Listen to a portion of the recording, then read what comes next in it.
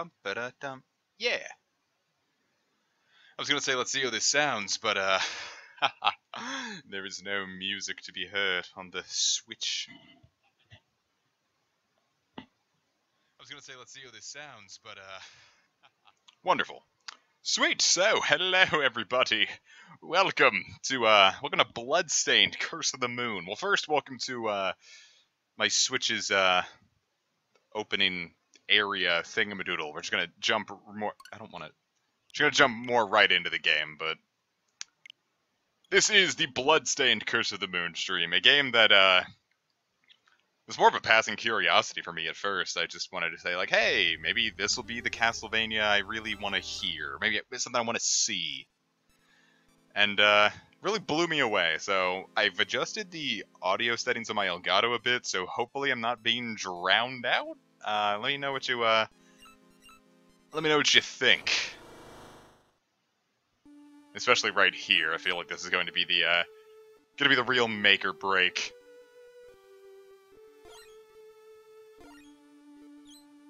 So, let's see how this sounds, perhaps. Viewers, tell me, have I succeeded? Have I figured out the mystery behind the Elgato? Hello, my child! Oh no, don't curse me. Don't curse my moon. My moon desires to not be cursed.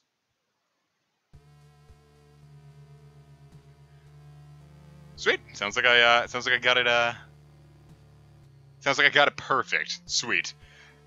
So here, why don't I get some dramatic intro reading, voices. There once was a man who'd been given the moon's curse by demons. That man was Zangetz. Wrapped in crimson garb with eyes like fire, he relentlessly pursued the demons who cursed him.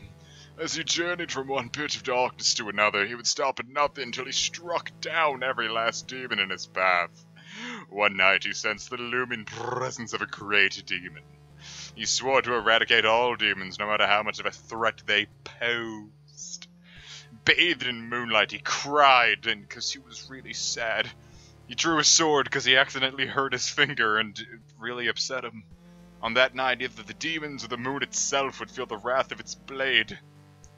So Zangetsu is Cold Steel. Or Zangetsu. None of that filthy Bakagaijin talk.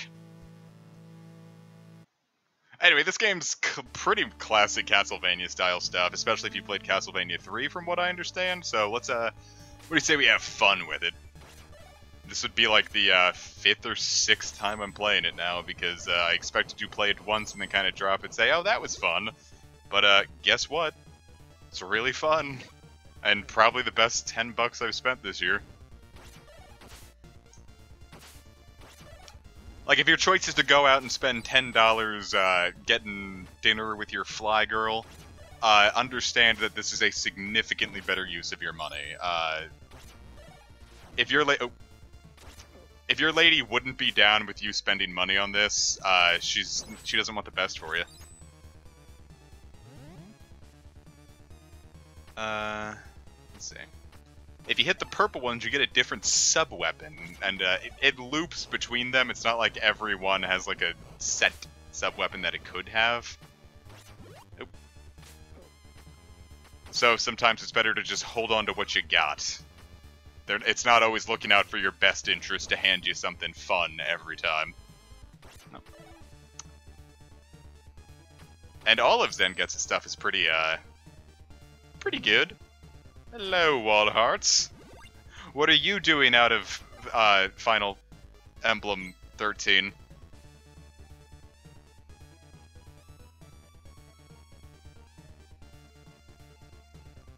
Whip! The whip is powerful and it always aims up. Always up and diagonal. You can't just shoot your whip any which way you want. This isn't Super Castlevania 4. But hey, I like it that way. It definitely helps out against certain later enemies. Let me tell you. Oh yeah, they are dedicated lanterns, but for the most part, all the purple ones. There's some green ones that always give one certain thing, but we don't have to worry about those yet.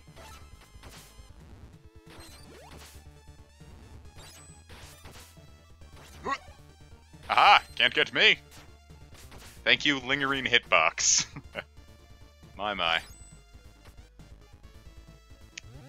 I didn't think this through. It's very hard to see what potential chat things are going on when I have to pay so close attention to the TV screen.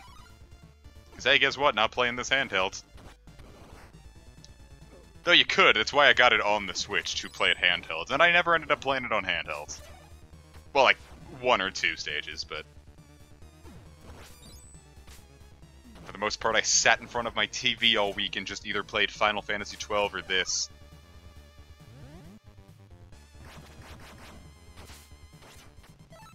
So this one's fun.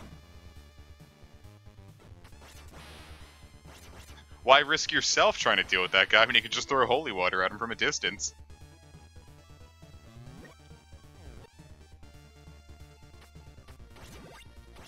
Though I would, I'd like my whip back if I could. Have you a whip? Thank you kindly. Because we're going on to first boss time. Very short stage.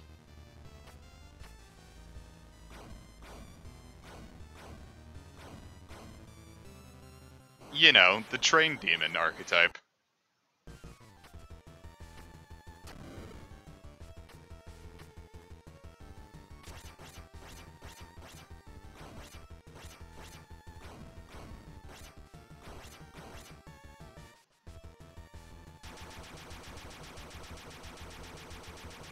Aha, almost got me, but you're not quite that good enough.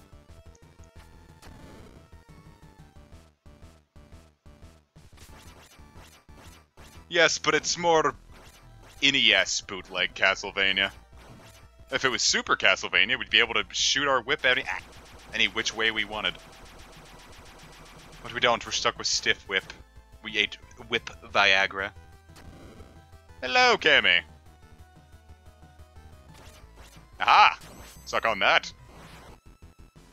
Now, every boss in the game has like a suicide desperation attack when they run out of HP, so watch your back. They don't always hit particularly hard, but you don't want to be caught with low HP and get nailed by that. It's not always fun. I don't like it when it happens. It makes me sad. So, time to make the game a little easier. Now you can, there are 3 things you can do with this lovely lass here. You could talk to her and recruit her, walk past her and ignore her, or kill her. Let's talk with her.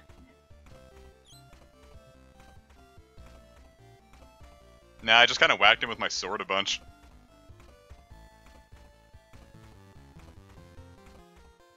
I don't know what a shard binder is. I guess we'll find out in Ritual of the Night. This game made me very excited for Ritual of the Night. I'm so excited for that. Plus, it just put me in a Castlevania mood in general. I never really got the, My only real experience with Castlevania is Legacy of Darkness on the Nintendo 64 and Symphony of the Night, so I'm excited to be able to try different ones. Whip Smash! So she has long range, jumps higher, and can slide under things. Very useful. Infinitely more useful than Zangetsu, honestly. Zangetsu is more of the tank at this point. That's not to say that he'll never get better, but in this particular path, we kind of tapped out the bulk of what he's good for. Now, I hate this stage, honestly. It's probably my least favorite stage in the game because there's a lot of bottomless pits to traverse over with a lot of Medusa heads. And that's spooky. I don't like that. Oh god, she's getting faster! Man, I wish it was the other Bloodstained game. I'm so excited for that to come out now. Let me play Ritual with the Night, dammit. It says it's still coming out in 2018, so I'm excited for that at the very least.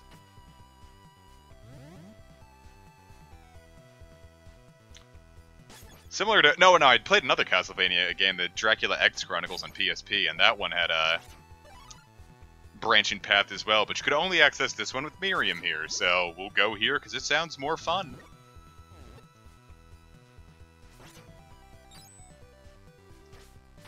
We've got plenty of time to limit ourselves in many ways. Let's just enjoy normal mode as it is. For this will not be the only session of Bloodstained, if I can help it. Actually, is this gonna give me what I want? It is not. Didn't know there was a heart there, though. Good to know, good to know. If I ever really need to know. I don't think there's enough happening at this point in the game to really make it worth it. Nope. Could you be what I seek? Why not?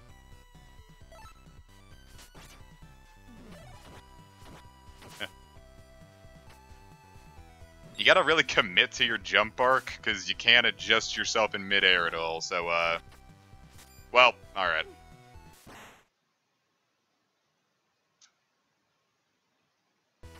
Hey guys, guess what? I'm, might have played through this on every difficulty, but I'm still prone to panicking. I'm only human. It's just fuck these little guys in general. Come on, stick your tongue out, big boy. Yeah, there you go. I knew you could do it.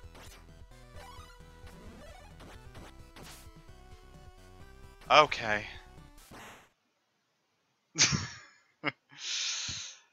Guys, I swear I'm good at video games. So when all of your characters die, you get to go all the way back. Well, you get to go back a certain amount of places. And then you lose a life. It's not always fun, but this is why I don't particularly like this stage so much, because yikes. Grabbed it for the wrong character. It happens. It's that LPer's curse we all tell you about. It's real. It's like Tsuchinoko. Real. I don't know why I didn't bother just throwing my fucking throwing knives when that thing was coming at me, but, you know. Whoa! I think it has a really good radius. I like it. It's got a very big hitbox. Suck on that. Okay. Give me your tongue, so let me strike your tongue, sweet cheeks. Viewers, if a man is asking you to strike your tongue, he isn't interested in. It's not in your best interest to let a man strike your tongue. This is dating advice with C-Flame.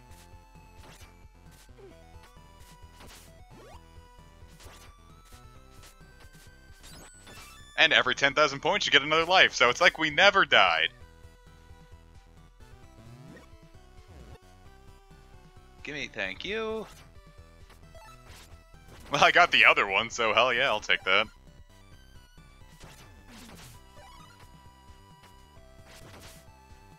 Because with a well-placed whip strike, you can knock them out, but I'm a lot more confident when I don't have to get near the giant hurtling bat that threatens to make me no longer of this planet.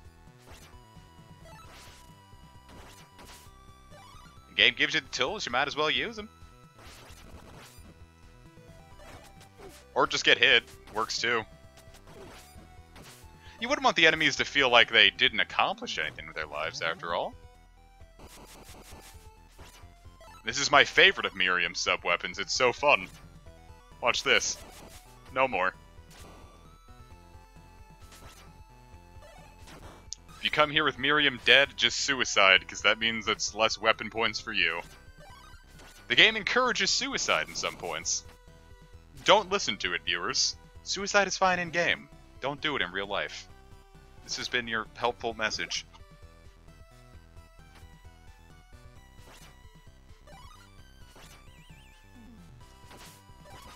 God, I didn't want to grab that either. Shoot, I panicked. Oh well. Kind of wanted to save the axe for this guy because this boss is probably the one I struggle the most against. For some reason. It's not even like it's a difficult boss.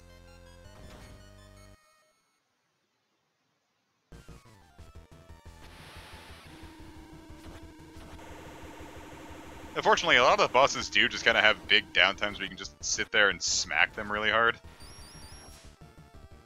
1, 2, 3, then jump. Oh, didn't know it could actually go over there. Very interesting.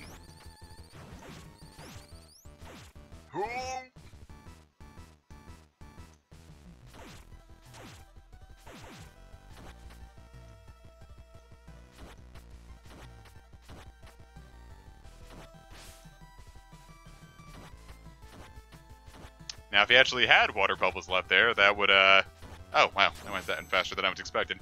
I don't know how you're supposed to dodge the suicide attack, so I'm just gonna let it happen. It's not like it does all that much damage, screw it.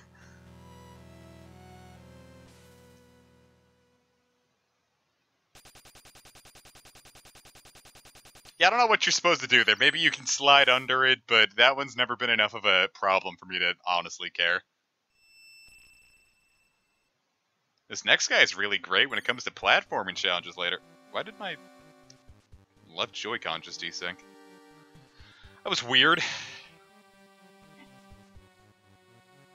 Ah, loser.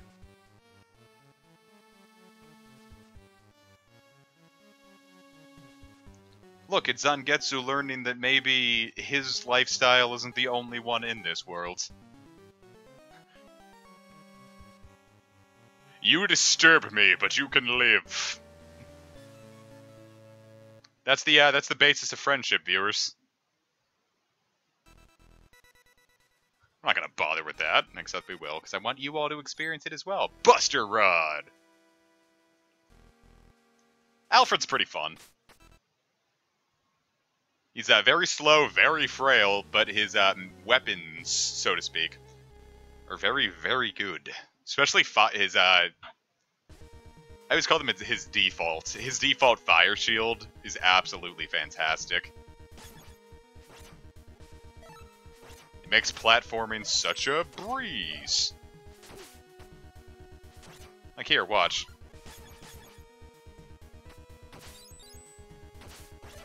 I don't care. Yeah, see, the different scrolls you can pick up do different things, obviously. I don't even know why I even bothered saying that it's a sentence. It's so obvious.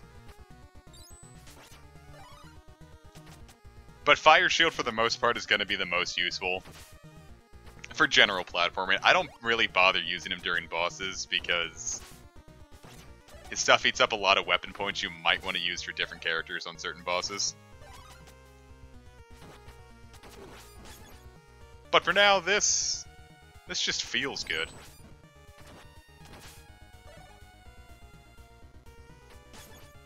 Haha!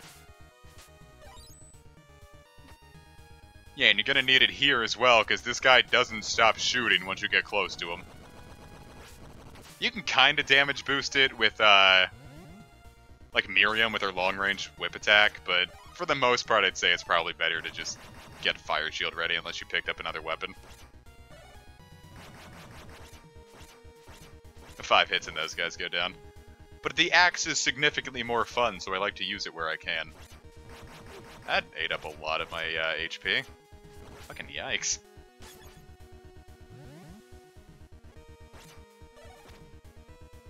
Guess what? I don't like these rats too much.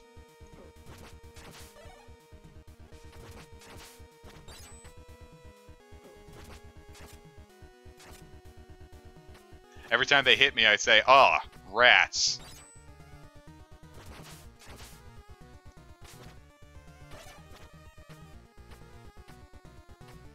So there's plenty of fun ways you can go. And when you replay it, once you have all the characters, you won't even have to see that room ever again.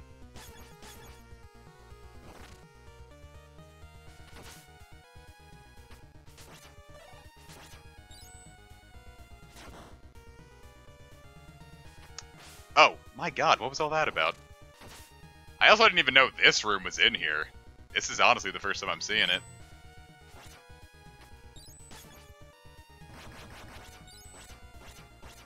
But hey, we get a 1-up out of it. And I like 1-ups. And a second 1-up out of it because we got the point requisite. Not bad.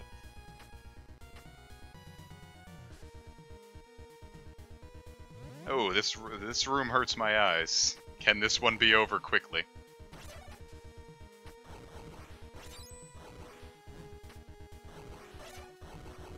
Remember, viewers, just hold right. If you think too hard about platforming challenges, you know, it's a metaphor. When you think too hard about things, sometimes the better thing to do is to just run forward blindly.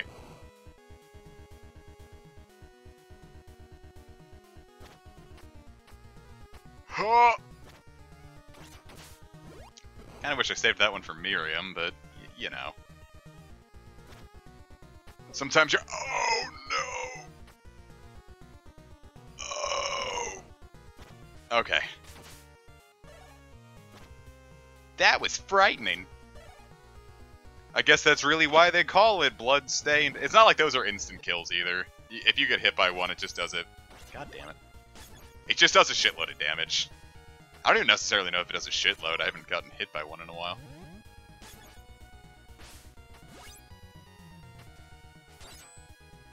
Not gonna chance doing that one, so...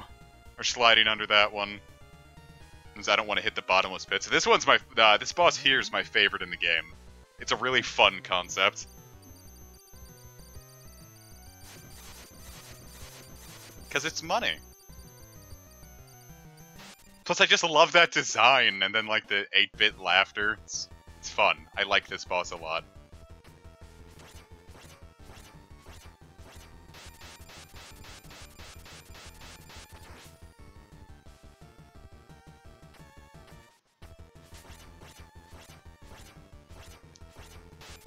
Ugh. You can get about 8 hits. 8's the most I've ever really gotten on it.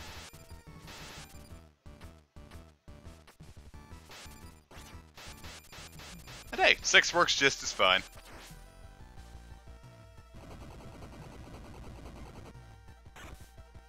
It's just hitting the gold piles enough to, like, KO him. I kind of figured it should be, but I didn't know for sure.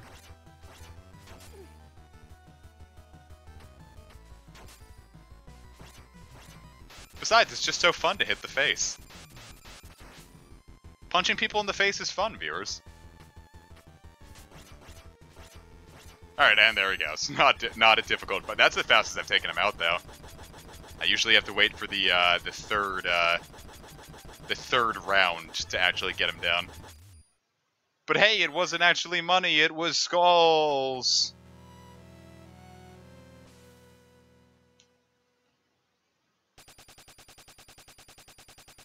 It's a message about greed! And time for our final party member, who's one of my favorites. Well, there's only 4. I think he might be my favorite. He's very useful. He's a good panic button. From what I understand, he's supposed to be the villain of Ritual of the Night, too.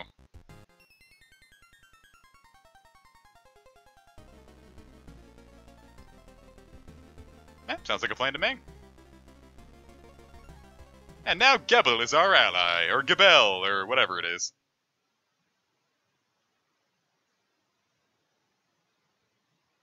And here's how he works. Good attack. Become a I've never actually used Quick Ascend. I probably should have done that at some point. Would have been a decent time to test it right there, but, you know. I'm not the, I ain't the sharpest tool in the shed.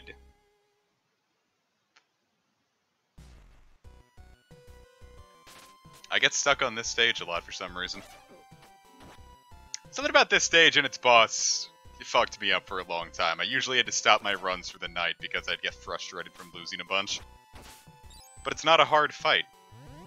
So I don't know what my problem is. It's not that it's not a hard fight, it's just, I don't know, it's weird. Especially on harder difficulties where there's less downtime between its attacks. Or its attacks, rather, I'm not sure, I'm not sure what its Talia situation is. So here's how this works. Da-da-da-da. Yeah, he's too cool for school. Zahn gets his Cold Steel the Hedgehog. Yeah, this gets you some real vertical distance on your attacks, and if all 3 land, I think it's the strongest normal attack in the game. It's very good. And whenever Gebel here hits a Purple Lantern, it always drops a weapon energy thing that's worth 5. Because, hey, his weapon just constantly eats weapon energy. I'm literally just Alucard, isn't it great? I do kind of like the rats exploding into blood. That feels good. It shows you for being in every RPG ever. Viewers, if you're ever programming an RPG and decide, hey, maybe I'll make the first enemy around here bats. Don't do that. Be the better person. My god.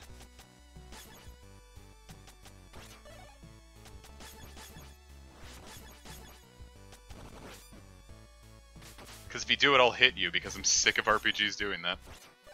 Shouldn't have done that. Maybe we'll get lucky. Nope. I think if we go a little farther, nah, screw it. We're gonna come back here later anyway, so worry about that then. This is legitimately one of the hardest rooms in the game, because fuck these frog rooms.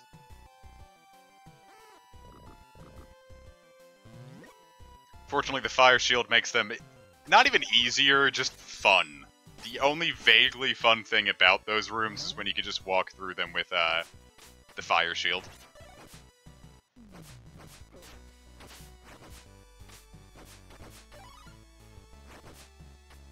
I'm a spooky bat.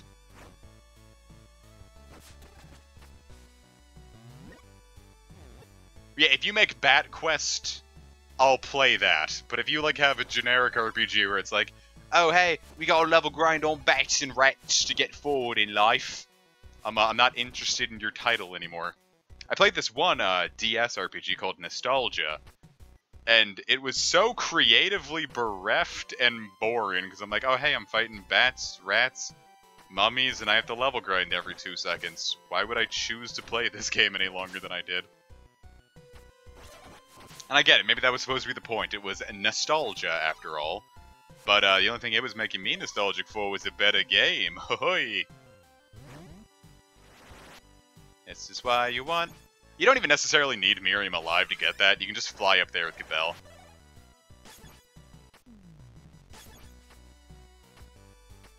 It's like, can I get more hearts, please? More hearts, please.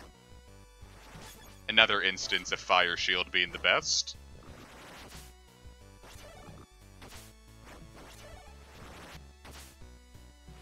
Get out of here, frog room! I mean, honestly, that's all it is. No, no, no! My fucking... Damn it! Why did my Joy-Con just die? Why does it keep doing that? It never had this issue before, so that's not like I need Zen Gets for this. What do I want for this one? Not what I wanted for that one at all, but, you know.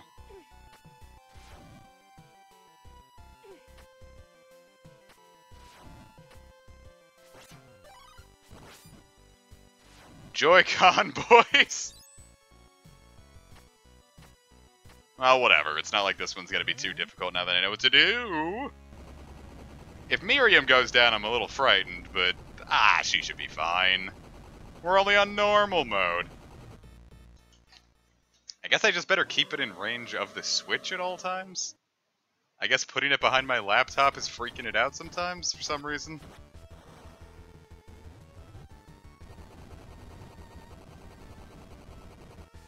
I love their little screech. I think it's cute. It goes, wah! I tell you, on Nightmare mode, when this guy has like next to no downtime between his attacks, this is a bit of a harder boss fight.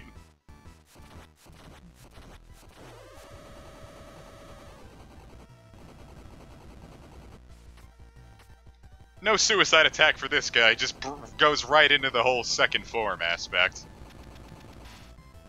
This one's tougher, but Gebel getting all 3 of his little darkness bats in really just puts a big hurting on him big time.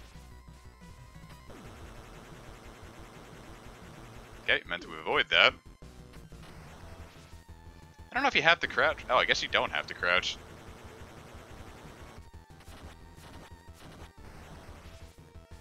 Okay, but avoiding it should also help. Okay, thank God. Wonderful.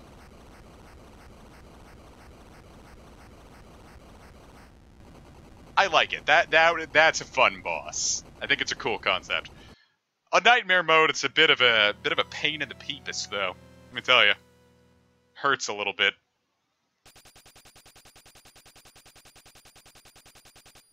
Hey, Zengets is back.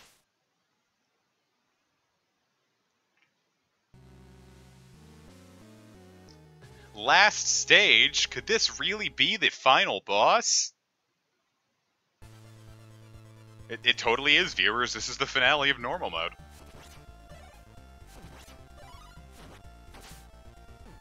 I hate these guys. They pop out at the worst times. And sometimes your bats just ain't good enough for them. They're like that demanding ex. Nothing you do is good enough for them. Oh! Thank you, Joy-Cons.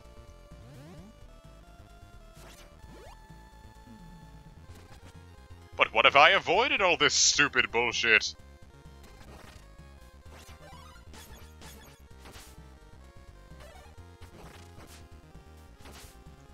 See, now I'm all paranoid about my Joy-Con dying during the platforming. Maybe I should use that little dog controller.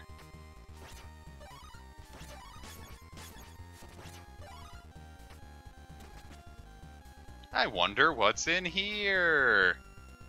Free stuff! I like his little scream, it's so cute. I don't like him when he hits me, but...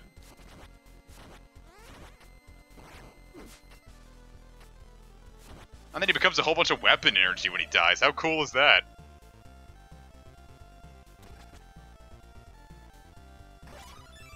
Let's try that quick ascension. Well...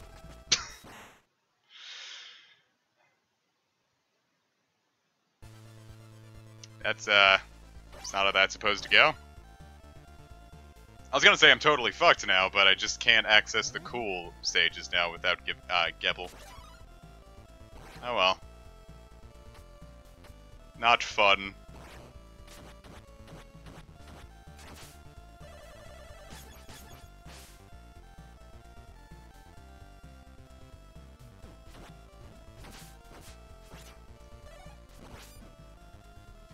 I like these guys better because they're easier to hit. Ah! Alright, well. Not that one. All of them besides that particular one. I command this drop of hot sauce to be particularly hot.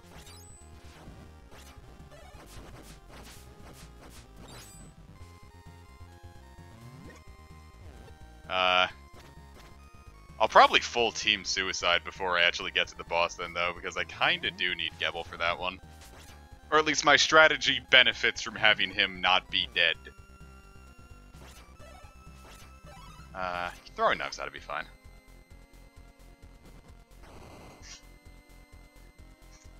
No, it definitely is Dragon Ascent. That dropped my defense and special defense to real low levels.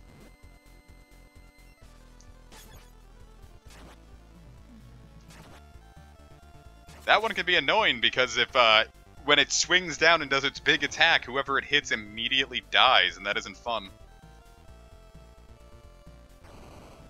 Surprise, surprise, viewers, dying ain't cool. No matter what Flowey tells you.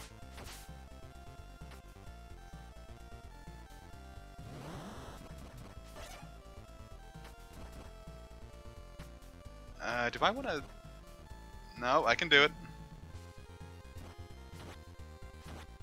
We don't need no stinking fire shield, even with the driving rains. Have you ever seen the rain?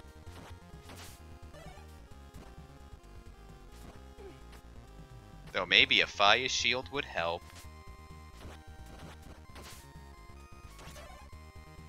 Oh. When it works with you, it's fine. It's just, I don't know, I don't really like, Hey viewers, don't go for that one up. I'm gonna do it. Nope, no. I've died every single time I've tried to jump that level up.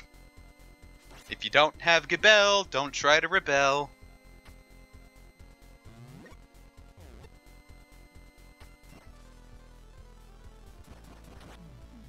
Boom.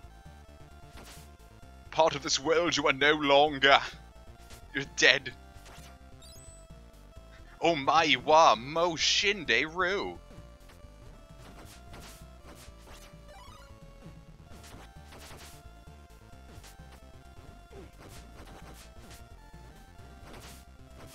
I can't believe that one actually hit me. The incredible salt. That is... Oh! I am fucking epic. That's what they call... Oh. Well. You need to be able to get that, and I want that. I ain't giving that up. Out of my way, homeboy. I got suicide to do.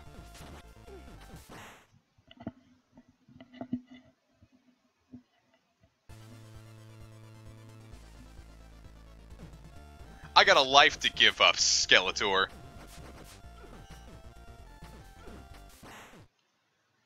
Oh well. I do think we have to go back a little far. Oh, that was worse than I was expecting. Oh wait, no. We've got Good Boy. We don't have to worry about all that.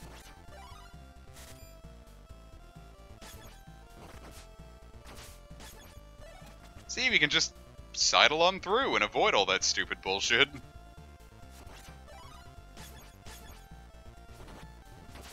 See how much easier life is when you have all your friends?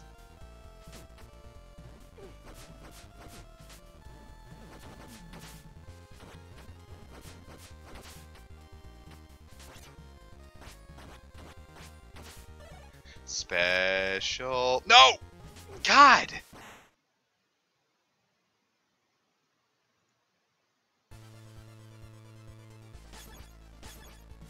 Give me the fucking fun shield, boyo.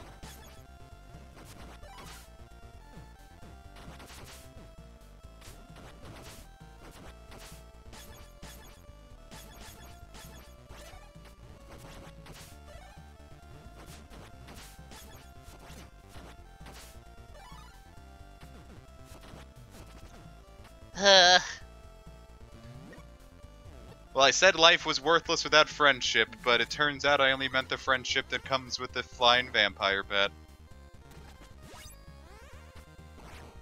Your dominatrix girlfriend is ultimately forgettable.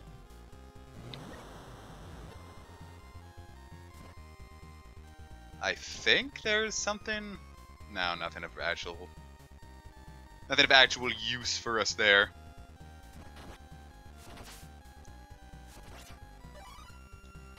We are gonna get a nice opportunity to get some good stuff, though. This little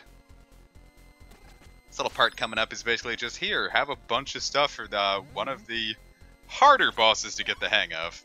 Who really needs it? No one? Okay. Still against my code of ethics to let that just vanish, though, so... That one's gonna have a cool power-up for Alfred, but ultimately it's just gonna burn a lot of weapon points that I'm not gonna use, so I don't know why I didn't bother grabbing it.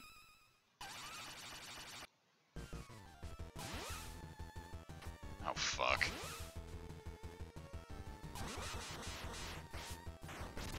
This is why.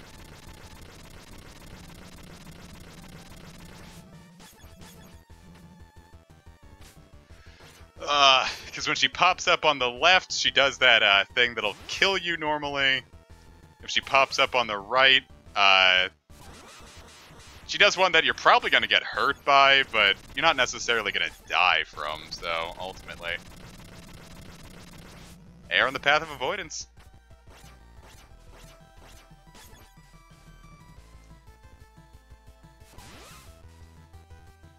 Thank you for showing that off.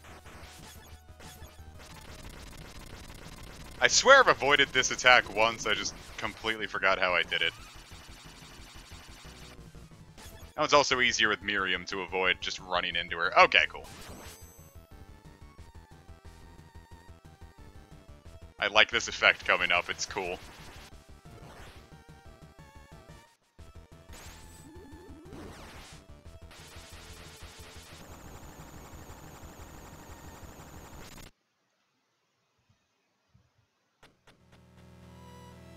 I can duck under it? Oh, well. That's probably how I avoided it, huh? It's not like it deals all that much damage. On boss rush, it's probably more important, but... I didn't have to worry about it in boss rush, because she never used it on boss rush. I assumed it's she, for some reason. Anyway, we're not done. There's 3 more stages left.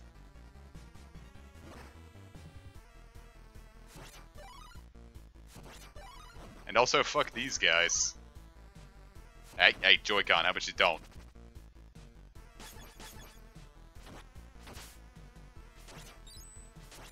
Because what, they deal a lot of damage, and they take a lot of hits to kill, so it's not like you can just fire shield your way through that.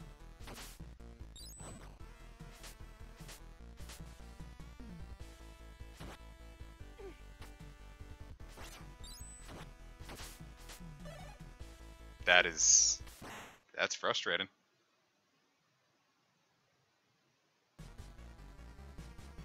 Oh, the wind is the one you can duck. Oh, shoot. Huh.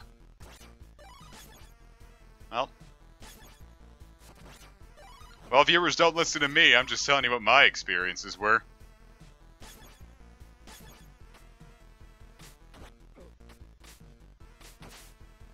Great, Miriam is fucking dead now. I don't have my range.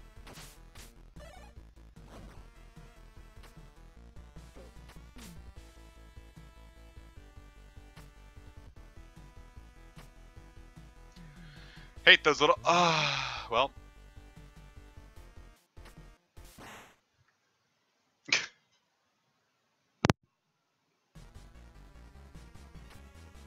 Leave your shardbinder girlfriend alive, because sliding is also important. And I realize now I could have just used Gebel to get over to it, but I'm already half dead, so fuck it. Hey, guess what, guys? It's only a miracle that I get this far in video games, usually. My ultimate strategy. Luck into everything.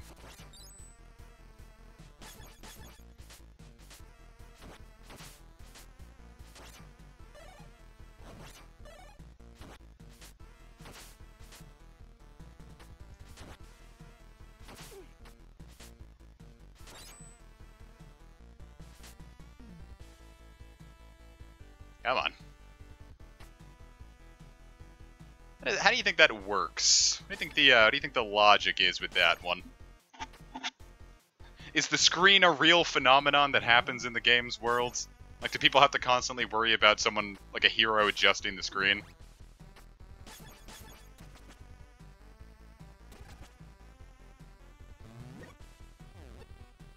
Is that a constant threat in this universe?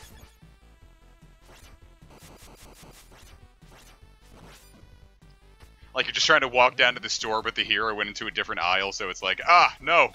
The screen. How could I have predicted this?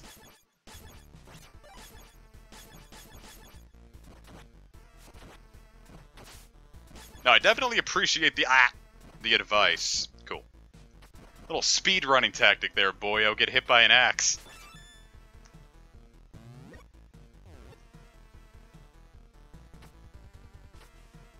Also be very... Joy-Con, come on. I love how it never had this problem until the stream. It's gotta be the laptop. Like, just me putting it in front of the laptop. Or putting it behind the laptop, rather. Screw it. Let's just go! It's like that one scene in Spider-Man 2. Where it's like, please, I really need this job. And he's like, deliver the pizza really fast. And she's like, go! I was about to say, can you get through there, buddy? Because I really don't want you to be able to do it, Daniel Scissorman. Oh. Oh, no.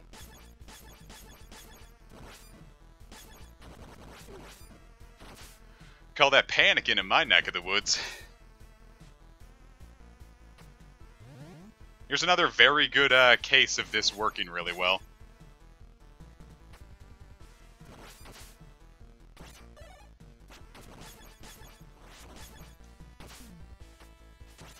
Like, I'm not sure, like, this feels like it shouldn't be intentional, right?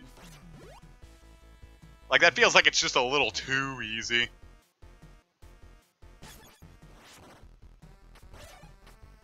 Of course, that one won't work as well. Yeah, you still have to jump to avoid their big attacks.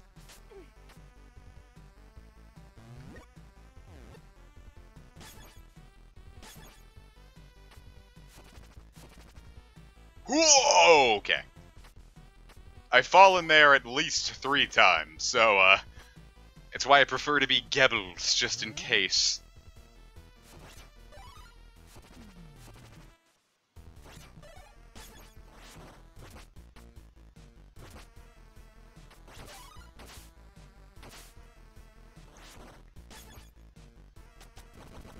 How terrified do you think those guys must be? They're constantly just flinging their arrows like, why isn't this working? This always works. It's like, hello, it is me. Your worst nightmare. I always thought that was really cool in Mulan when Mushu said your worst nightmare and looked very dark and said it in a deep voice. That really gave young me the tingles, it did.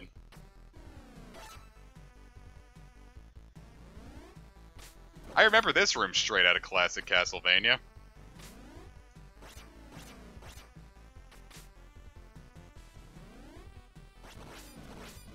Probably gonna do just as bad if I ever play the original Castlevania. Okay.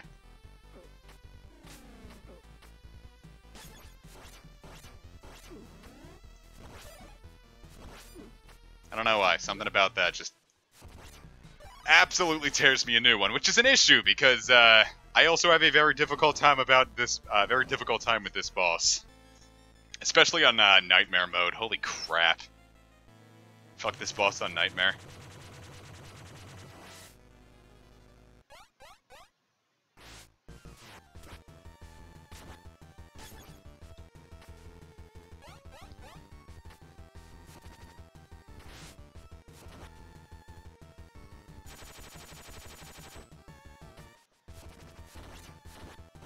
Come on, little Laffy Taffy. Bloodstained! This is it. This is where the game's title comes from. This one boss. And then she was the Bloodstained.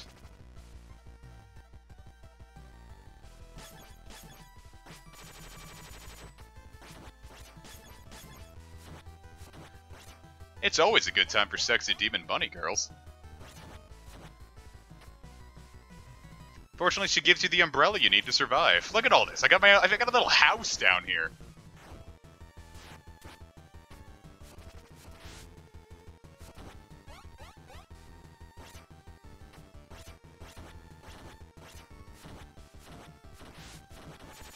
There you go.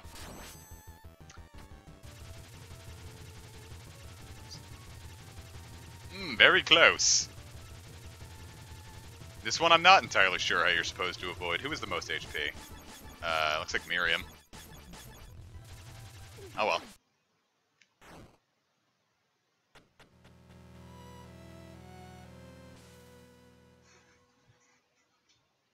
Doesn't matter, I lived, bitch. And thus we became Bloodstained, Curse of the Moon.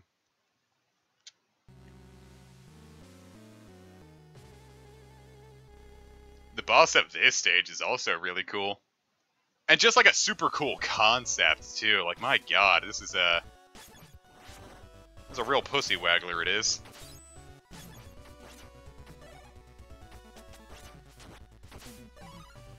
Jump on the parasols and attack the face. I feel like that should have been obvious, but I always panic whenever I actually manage to beat that boss and never do it.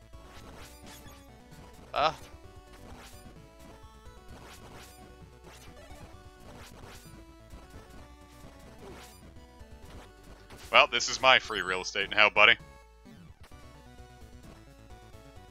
Oh, no! Okay. We did it, guys. We don't need to panic. Stop panicking. We're doing it, guys.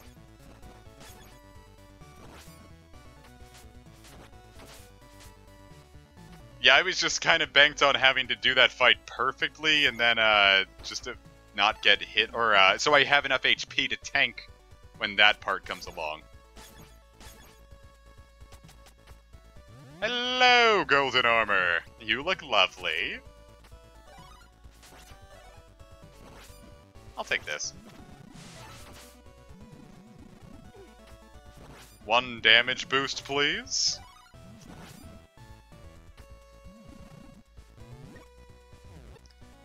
I feel like this boss could fit in Mega Man X, but I don't also remember. It depends on what Mega Man X game it was from, because really the only ones I like are, the only ones I like and therefore have any experience with are 1 and 4, and a little bit of 8. The other ones I don't feel like they're good. Or I'm sure X2 and X3 are fine, but X5, 6, and 7 are shit. And honestly, I don't like 8 much at all either. 8 has really cool bosses, it's just I think the level design is legitimately fucking terrible. And I have no idea why people praise it so hard. May I climb up here, please?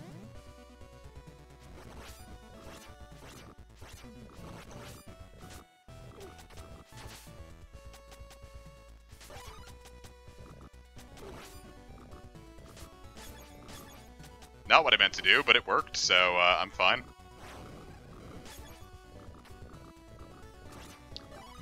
Alright, one last fire shield for old time's sake, and then see if we can get anything for our good boy Alfred. 1 ice thing. And boop.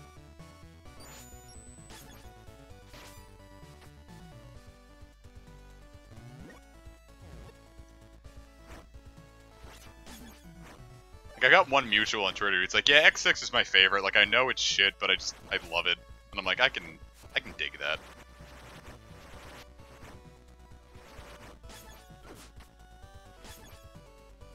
Like, there's a lot of things I like despite them being objectively not too good. Like, a lot of people agree, Drakengard 3, probably not the best designed video game of all time. Me, I love it, despite that.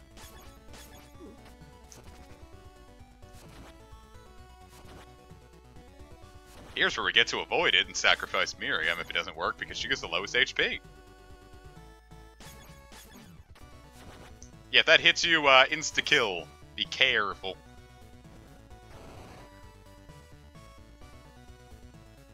I mean, I don't know if I'm excited for Mega Man 11, honestly. Like, more Mega Man, fine, but I don't really like the art style.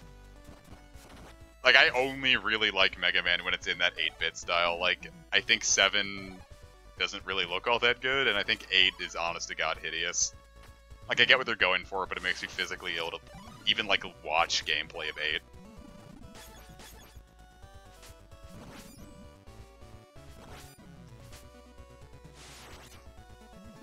But I'm aware that my opinions are definitely not popular, so I'm excited for the people who are excited for Mega Man 11, but $30 or something I don't really like the look of. No, thank you. Hey, Jay, do you know how to get through those doors? That door up there? I don't know how to get up there. Like, he's pointing to it. I don't actually know how you're supposed to get up there. I've ignored this. Do I shoot ice at it? Clearly not. Do I do this and then, clearly not. Wonderful. Help me out, Jay. I'm just gonna run around this door and explore my options. Can I? Okay. He has no clue. Wonderful. Yeah, I've gone there on every difficulty that I've done. Like, solos on Gets as well, and it's like, alright, well, literally nothing I do is working, so I'm not going to... Oh no, I don't have Fire Shield. Okay, thank you, Hitbox.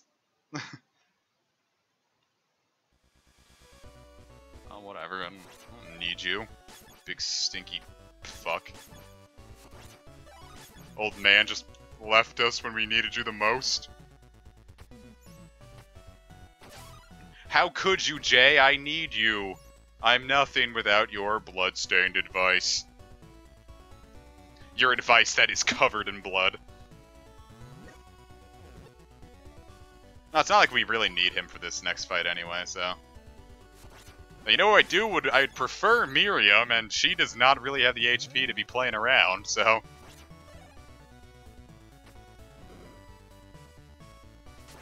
Thank you, game. Swear it's my Joy-Cons.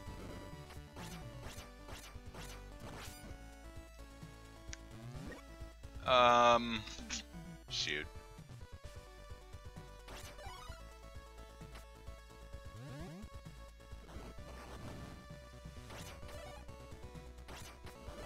I don't need this, I'll just fly over this stage.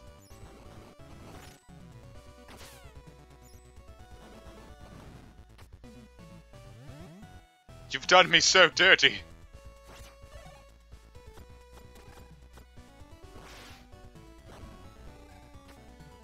Yeah, I just love this. This is fun. I was gonna say I'm really gonna miss it when it's not in Ritual of the Night, but then, you know, Ritual of the Night also doesn't really have a need for that, from what I understand. Because Symphony of the Night didn't really need you flying ever besides a couple puzzles, right? Like, it's not like it would be a... Ah, fuck. It's not like it would be all that helpful.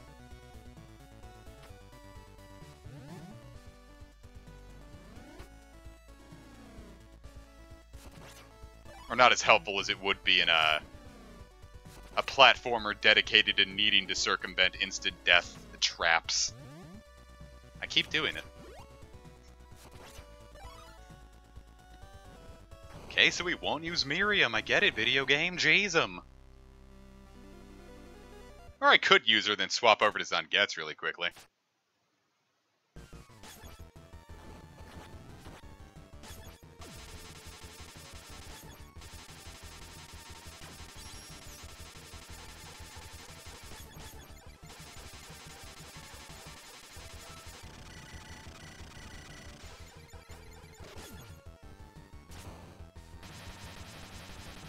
I'm surprised that worked. I swear, that hitbox never cooperates with me when I really need it to.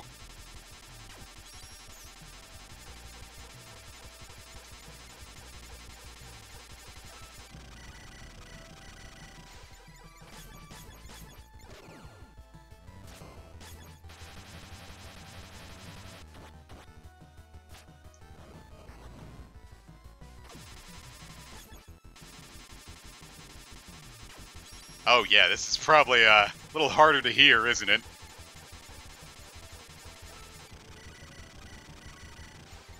Loud boy.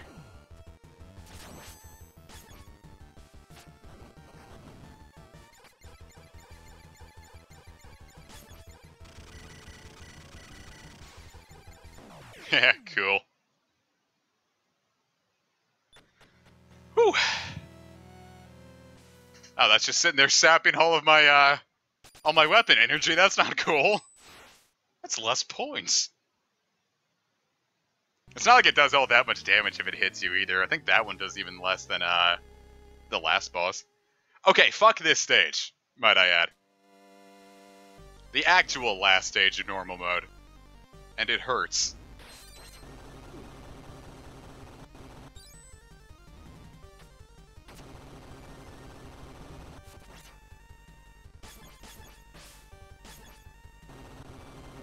I tested this stage while audio editing specifically.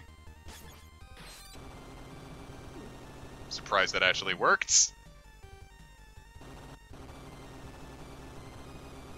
It's kind of like Quickman stage, except they won't kill you immediately, but my god, you could really benefit from not getting hit by those. I'm getting hair in my mouth. I don't want hair in my mouth. Ah, come on.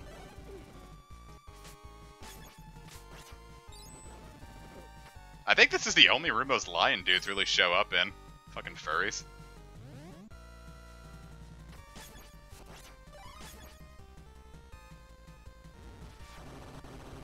Scary.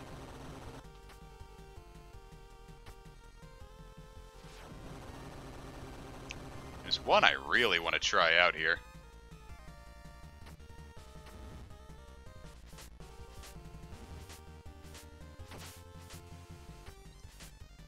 Yeah, I don't know what you're supposed to do there. There's a door that says you can go through, but... Wait, I can just walk through... No, but I couldn't. Alright, well, fuck it.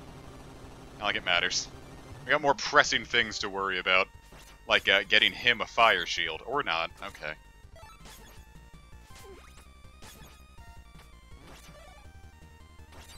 Jesus Christ. One fire shield, please. Oh, whatever.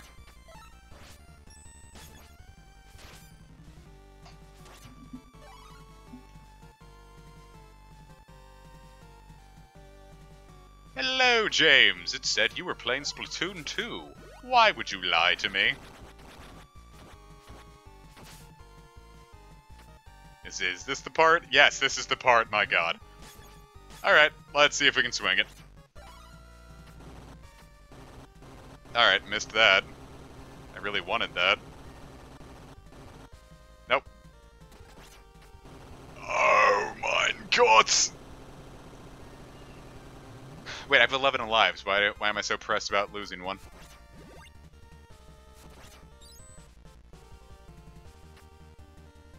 I found one good use for Alfred's duplication technique.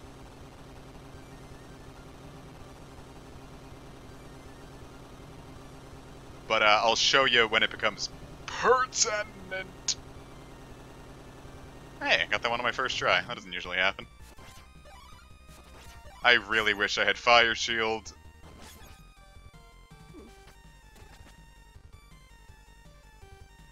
Owie.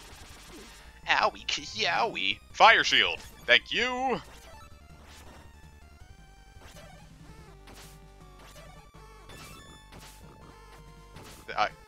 Game?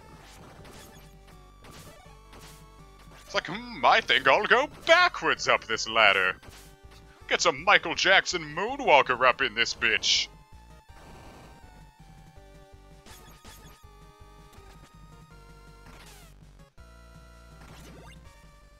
Alright, so who all needs it? Just gets. Alfred isn't capped out, so he could benefit. Wonderful. Wonderful!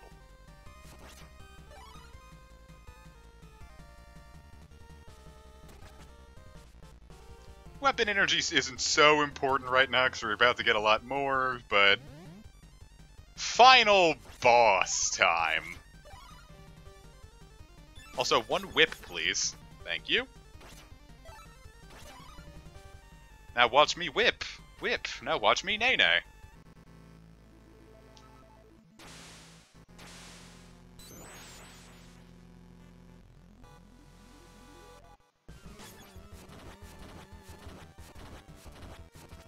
Never sure what the patterns are, so I'm glad that one worked out to my advantage.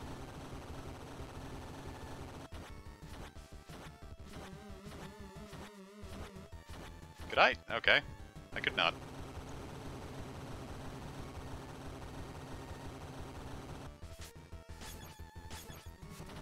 Cool! Alright. This is the only boss with, 2 forms, at least in this run. So, let's make this one rock. Fire Shield completely nullifies the purple shit, huh? Yeah, Fire Shield's a little more broken than I think they intended. Well, no, they made it work that way, so it's absolutely intentional. Excuse me. So yeah, time for Primal or Mega Lunala.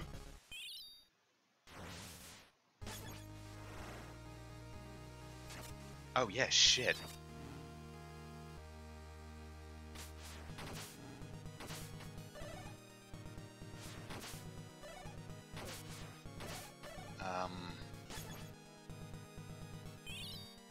Shit, I'm really relying on this fight's gonna take a second, viewers. It's a long one.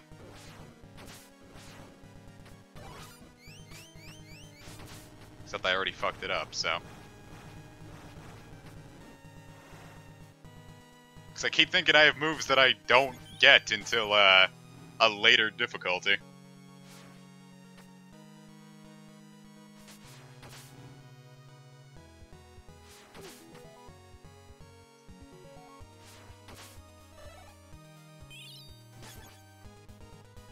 So, you know me.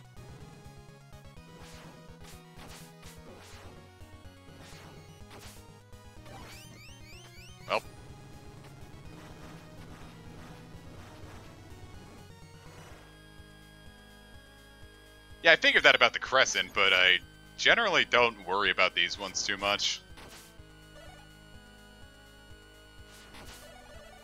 Like, I can dodge them, but these ones are also easy enough to just kind of pop away.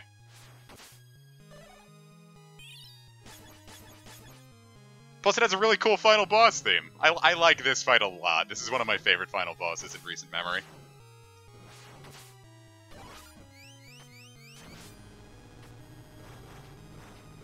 Definitely goes a lot easier on Zanget's solo, though. Or goes by quicker. Ha! Suck on that! Yeah, I know. What, can he, he can hit the boss from here, yeah? Okay, yeah. I'm more, hitting him with the whip, I think, is stronger there.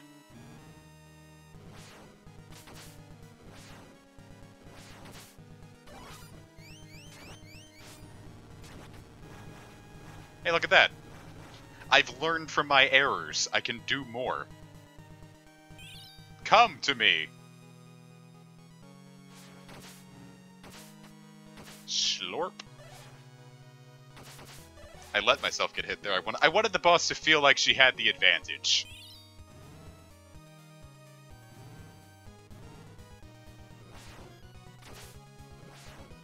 I don't want bosses to feel like they aren't important at all, you know?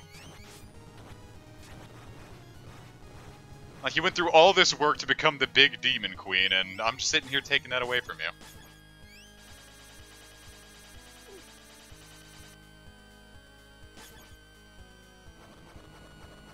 Sure would suck if I got hit there and knocked off, because, by the way, if you die during this fight, you have to do the first phase all over, too. So it's a little stressful.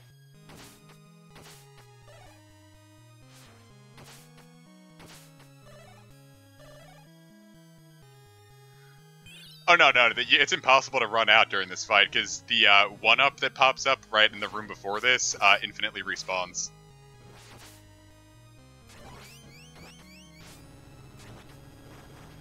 Ah! There she goes! Our big, beautiful lady.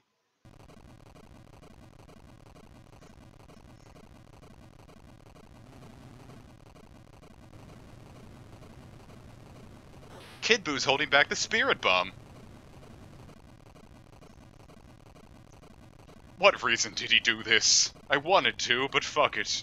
I hope my new buddies are okay, even though I threatened to murder them all immediately.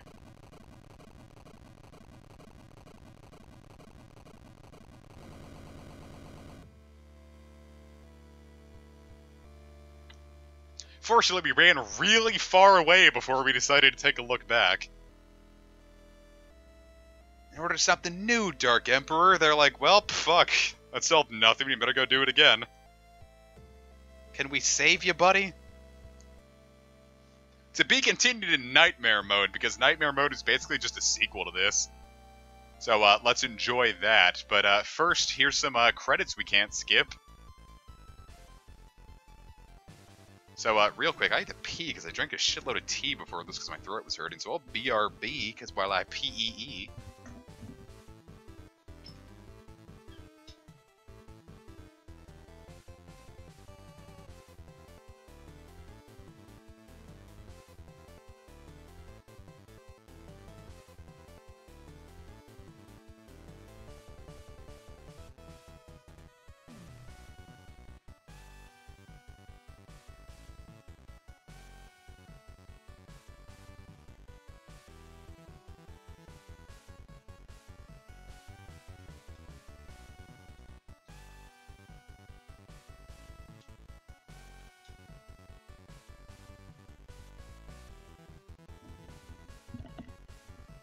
Wonderful, the credits are still rolling. It's like I never left. Hello, CJ Cathead. I'm glad you were joined for the ending of the first half of this. It's probably going to be a little longer than the first half, because, guess what? Nightmare Mode's just a touch harder. Not incredibly hard. Actually, yeah, I honestly think it's probably the hardest mode. Besides, like, ultimates on Get Solo, but... Yes, I washed my hands, Ghost Rider.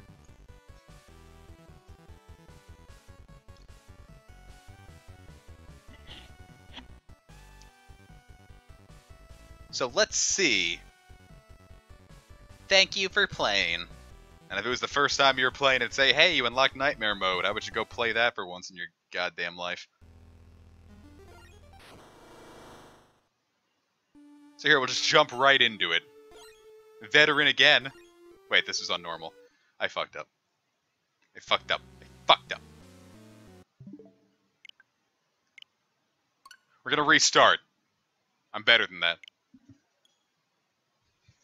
I just wanted those 14 lives.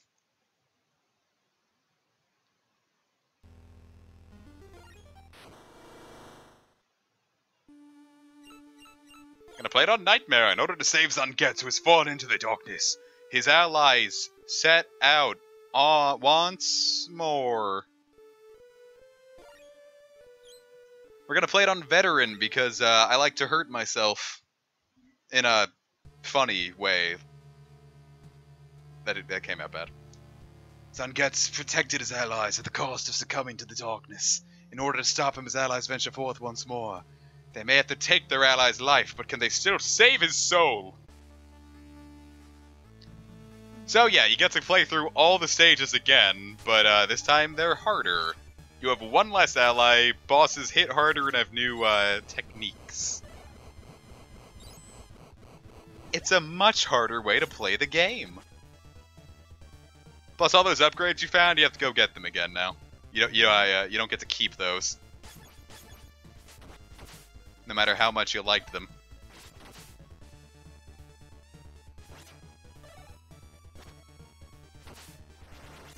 If you liked them a lot, maybe you could petition into creates to keep them next time, but this particular time, no, you don't get that. Oh! It's kind of Ghost and Goblins-y. I've never actually played Ghost and Goblins, so I just have to take the word for it. Uh-oh.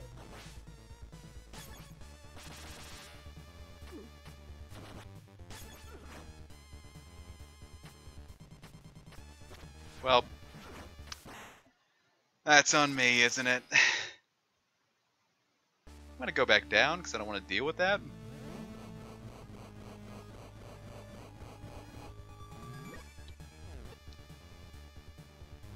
I don't need that kind of negativity in my life.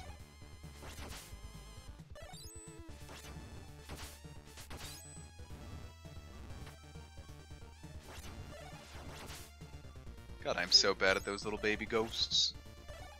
Little baby ghosts. Trying to abort their elders, they are little baby ghosts. Is this a Shovel Knight referendum? I wanted to switch over to my good buddy Alfred, but Alfred is no longer of this world, so it's going to be a little difficult to do that. Oh no. I've never actually played Shovel Knight. Let me tell you a story, viewers, about the day I got cucked, as the cool kids say. So, Shovel Knight was on sale, like, it was probably a little over a month ago at this point. Shovel Knight was on sale for 20 bucks. Not much, but I'm like, hey, 20 bucks, I could swing that. That's something I'm down for. So, I go out to buy an eShop card because I didn't have enough money in my PayPal account to just get one from, like, PayPal Gifts. So I'm like, cool, I've got a 20, I'll go spend it on an eShop gift card. And go buy Shovel Knight. And then I'm like, maybe I could buy Celeste as well. But I'm like, which one do I get? But little did I know, my choice was made for me, because when I go to purchase Shovel Knight, it's like, yeah, Shovel Knight's 25 bucks again, buddy. And I'm like, oh. Right when I made the decision, they took it away from me. So that was the day I got cucked and had to accept Celeste as my Lord and Savior. And it was good. Celeste is very fun. I'd stream it, but I'd be very bad at it because I don't know how on earth anyone would feasibly expect me to commentate properly over Celeste's gameplay. Because I'd just be so focused on trying not to die.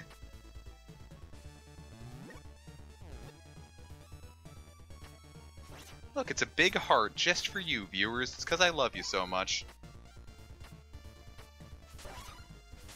Can I get an axe? Probably not. So now we get to experience how bosses have changed.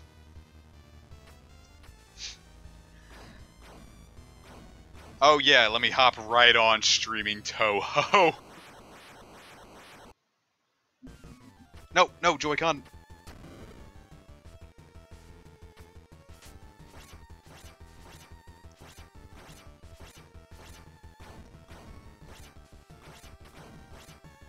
Up. So here's how this fight works now. It's not just avoid them, there's a very set pattern. And you can get hurt really bad, because I forgot about that last little part.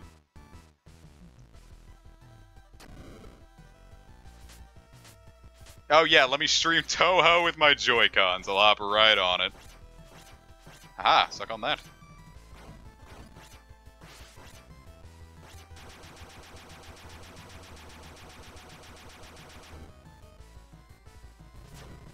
You can't hit me, hot dog man!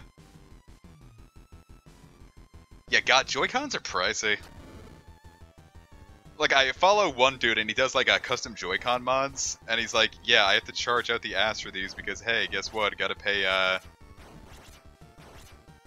he's gotta buy the Joy-Cons himself, and then turn around and mod them. They say he's gotta, like he was... God damn.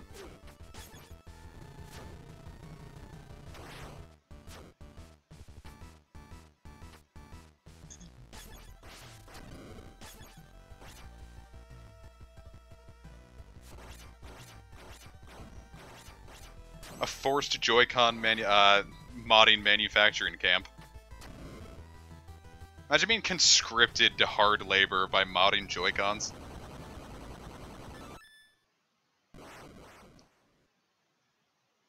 Or don't, because that's sad.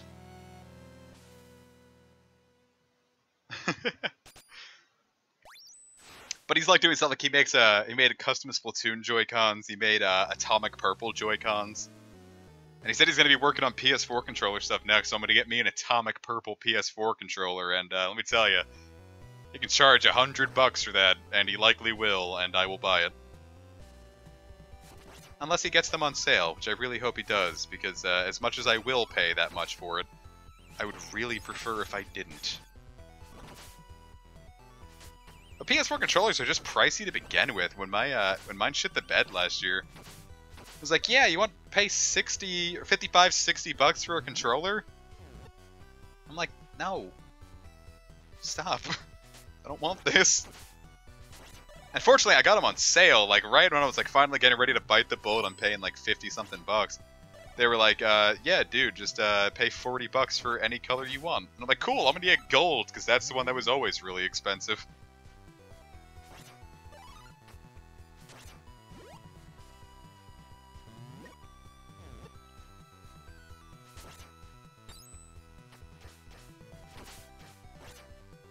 And it's a bit of a double-edged sword, because I also think the gold PS4 controller is a little less than beautiful, but I won, so I have to appreciate it. One way of hitting upward, please.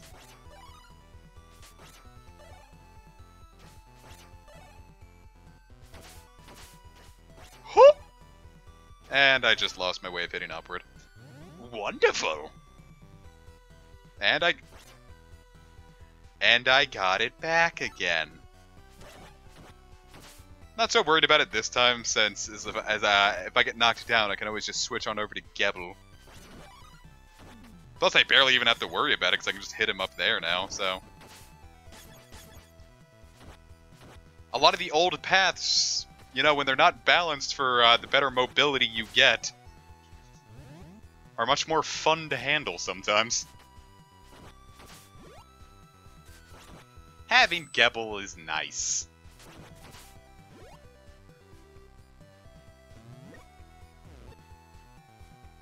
Like here, watch this. They intended you to use those? Oops. They intended you to use the throwing? Oops. The throwing knives? Oops. But what if I don't have anything? Oops. But what if Gebel is dead? Oops. It's fun. Here's the Bath Zen. We're on the second variety of bleeding bath. I didn't take it back because it was a naughty boy. Oh no! If you were tall enough, you could hit your head on it. That'd be really funny. Oh yeah, fuck this boss on Nightmare, by the way, guys. I die on it a lot. I have a distinct feeling I'm gonna need more of the lives than I ended up needing last time.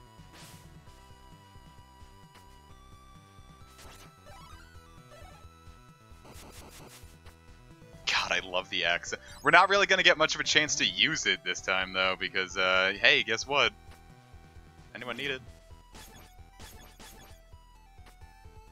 Oh no, this bat that was really hard to avoid before. Oops.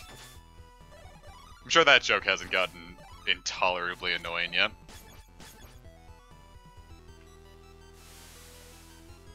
Welcome to Bloodbath 2, Bleed Harder. Time for your first real taste of what Nightmare Mode is all about. Notice that we got significantly less time to actually fuck around with hitting him. And this one's a lot harder too, because...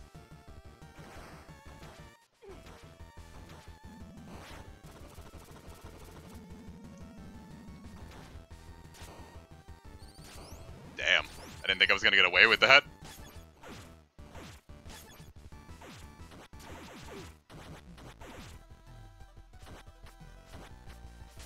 Look at how much faster he is now.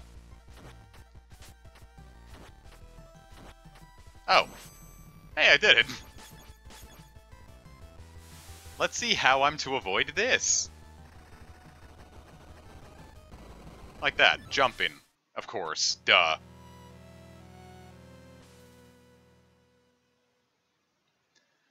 Nah, Killer is Dead didn't really interest me.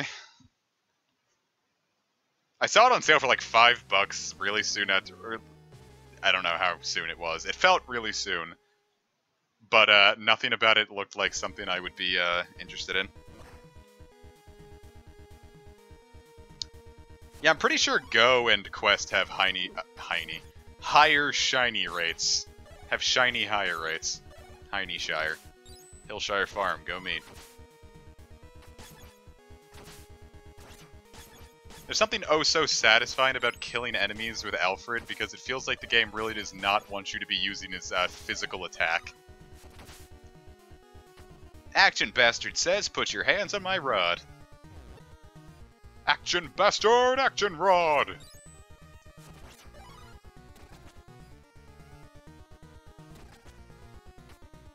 really surprised we haven't gotten an Action Bastard video game. Thank you, Joy-Cons, for perishing. Thank you, Jesus. Oh, fuck. Ah, that worked out better than I hoped. Oh, no. Big sad. Get away from me, wolf. Get away from me, Verlicify!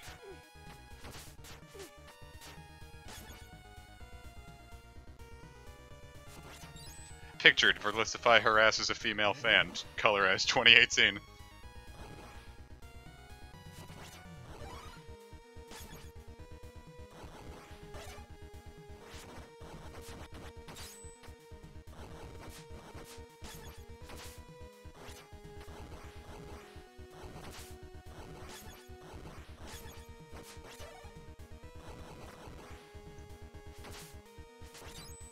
Can I get a wall heart, please?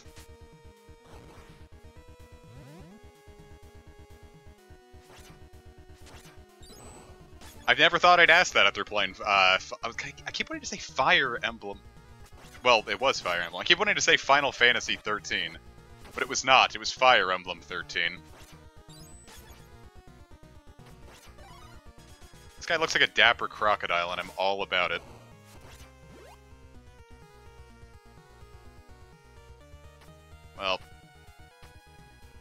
I'm actually surprised that didn't kill me.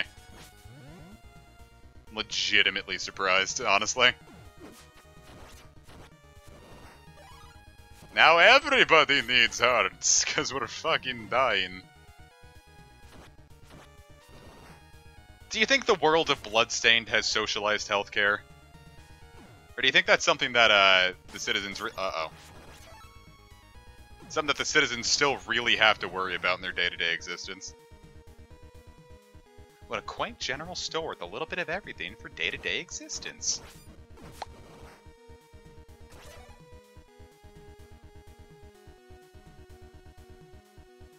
Oh, fuck. No!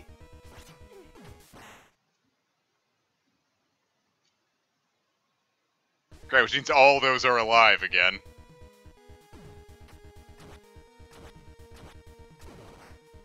Action bastard!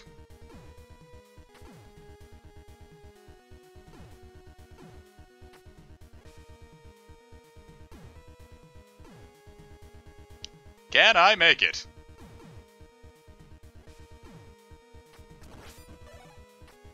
I'll take it.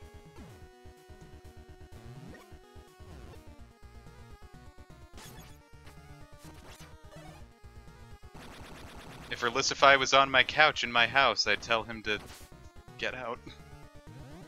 I wouldn't want him here. Tell him his kind isn't welcome here. Talking about furries or bad PokeTubers? Yes. Okay, yeah, don't take that path, by the way. It's, just a touch harder than, you'd probably prefer. I also don't want to tell you how to live your life, so go whichever path you want.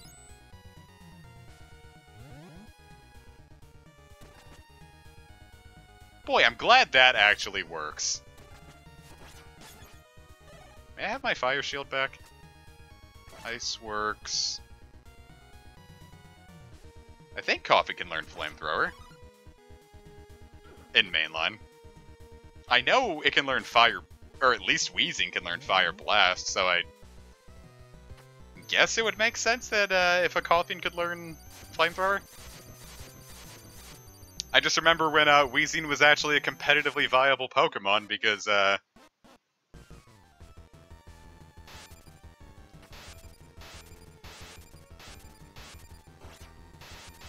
God, 4th Gen competitive was it was like an actual tour de force in Gen 3 competitive too. Like, you had to be legitimately prepared to deal with Wheezings on the opposition's team. I miss Miriam's high jump.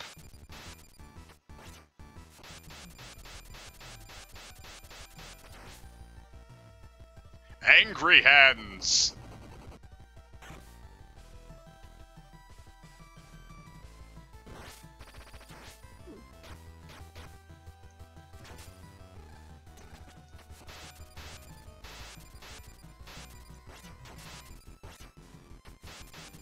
And then I remember using Coughing in 4th Gen competitive too, and it worked really well. And then once 5th Gen came along, I'm like, cool, Wheezing's gonna be great to use again. And it wasn't.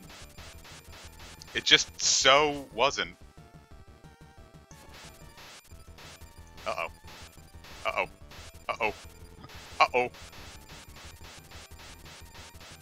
Great, I don't want to deal with this guy's pimp hands again.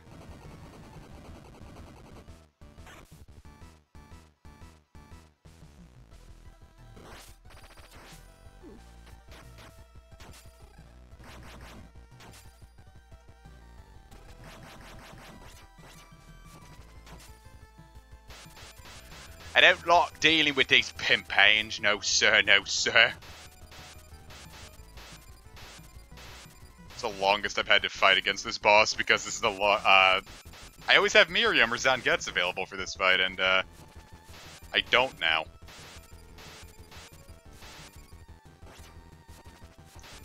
And Gebel isn't really equipped to handle this guy. In Gen 4, yeah, Explosion is still competitively viable.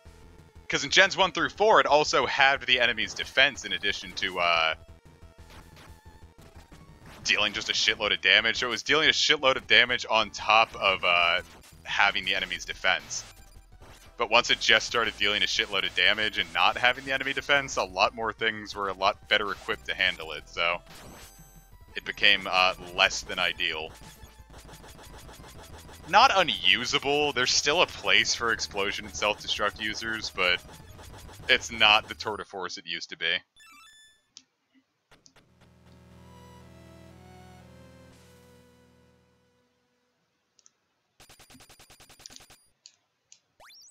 No, that's how I got my, like, not my start on YouTube, but, like, the first things I used to watch on YouTube were, 4th gen competitive battling.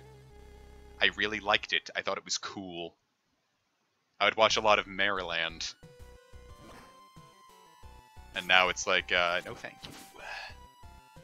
I'm not 7.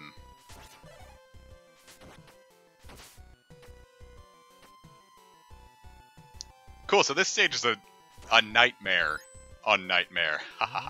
Hey, Joy-Con. Joy-Con and your boys. Hello?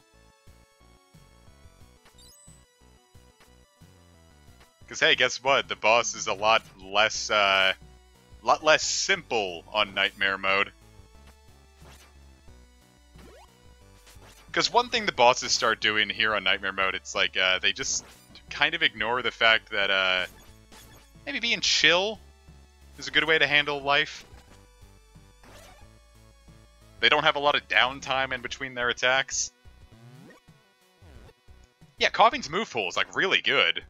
It's just, there are things better equipped to handle its job in later gen competitives.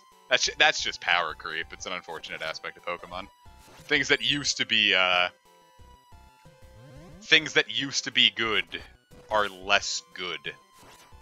Well, really any game with a statistic-based element that keeps going is going to be susceptible to power creep. Like RuneScape, power creep. Like, Adamantite used to be the best, and then it was Rune, and now it's Dragon, and then it was Boros in certain situations, and now some things just outclass all of it. So they're doing a lot better of a job in having things be more situationally useful. Like, yeah, the Abyssal Dagger is pretty much the best thing you're going to need for general purpose use. But against certain boss fights, you're going to benefit more from having other things than that. Like, some things you're better off using Darox against. Some things you're better off using the funny wand. I think that's why so many people were against, oh, hello. The Grazi Rapier, wow. Rapier getting added because, sure, the thing's going to be billions of gold, but it is going to be the best melee weapon.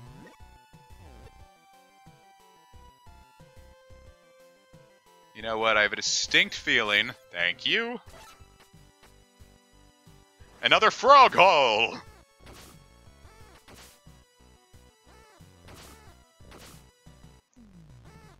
I've interacted with more than a couple people I wouldn't have interacted with, just by all of us agreeing that, hey, maybe the frog holes are the hardest things in Bloodstained.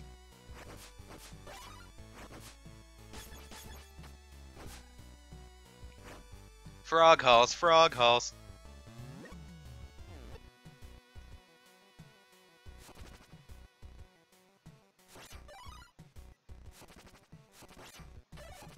Did they, take this? Because I remember saying, like, people, like, being really upset over the Grazi Rapier, like, outclassing pretty much everything. If they touched it up afterwards, I'd be more than happy to hear that. Or just, again, make it prohibitively expensive, because the only way people are going to be getting that then is either getting ultra lucky in raids or paying billions of gold. And I'm fine with either. That's how the Twisted Bow works. What do you mean the Twisted Bow is basically necessary to do certain endgame content? It absolutely is. God forbid you try to do the Inferno without the Twisted Bow.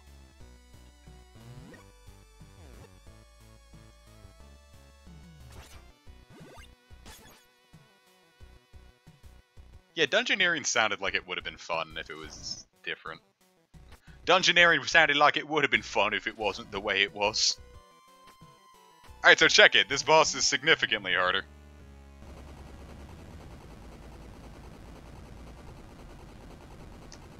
Never heard of RuneScape, huh? My god.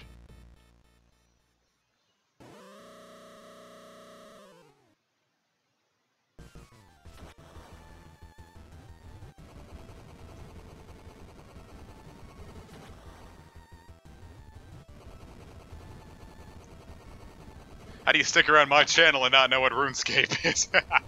Uh-oh.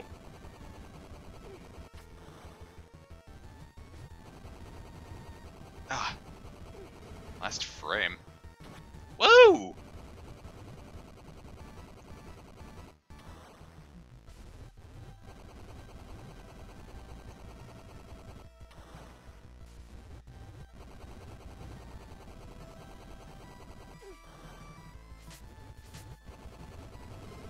Or whatever, I'll just hit you too. Except I think it packs fire breath if you do that.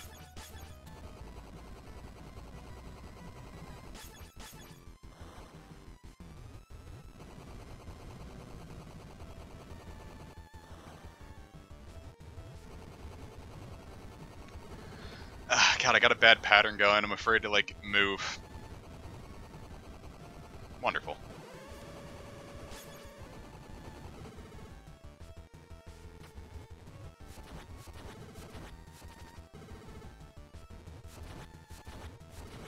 Come on. Do it! Hit him really fucking hard!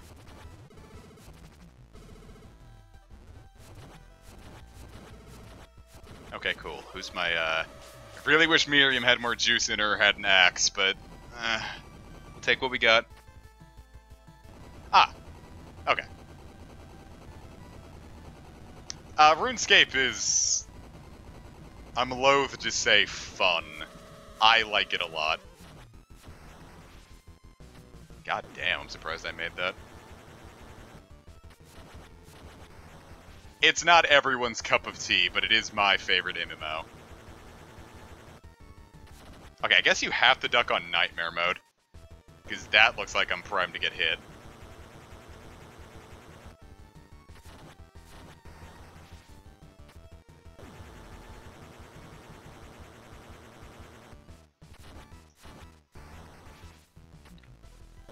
I could probably get away with using a fourth hit, but I'm also afraid.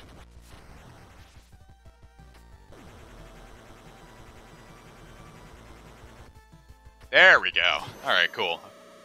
I had to stop playing one night because this one was frustrating me.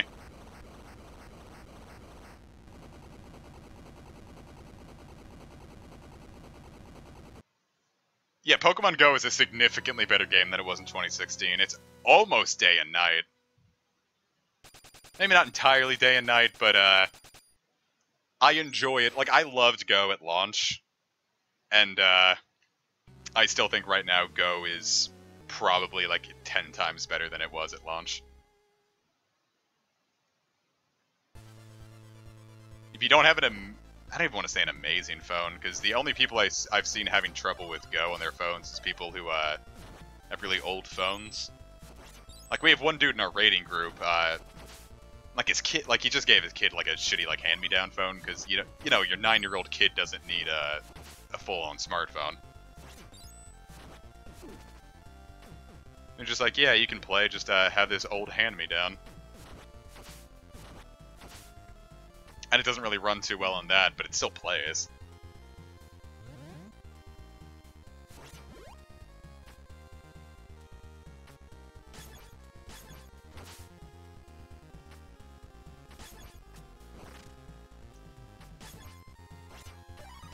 Like, a lot of the old glitches are gone.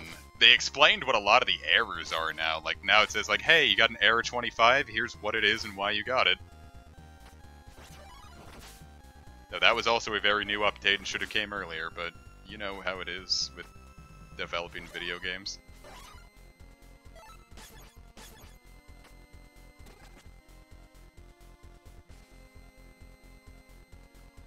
One up, please.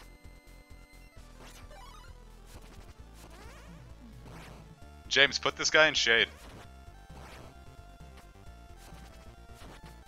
wait to stream Shade. I'm gonna play the fuck out of that game when it fully launches. I want to use Marshadow R, damn it. Hey, we got a 1-up and we're about to get another. Let's do that really fast. No! Alright.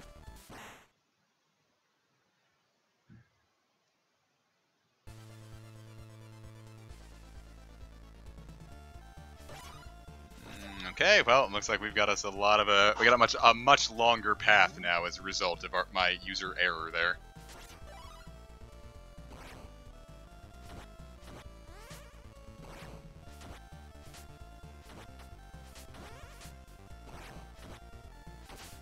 I was thinking about the last time we messed up there, and then I panicked, and then I messed up there.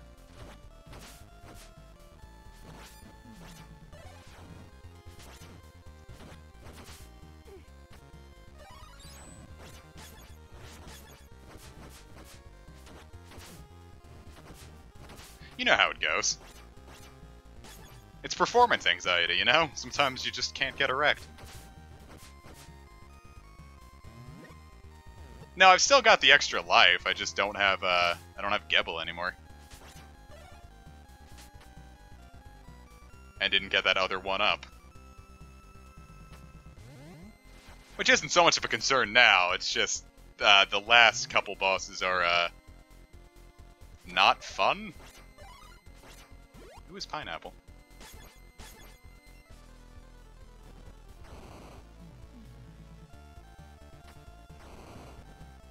I don't know, PvP and Go isn't actually gonna be fun as people think. Because it's just gonna be people with their already amazing legendaries that you might not have gotten. And if you didn't get them, alright, you're still just tapping and then dodging. I don't think PvP is as important as people think it's going to be.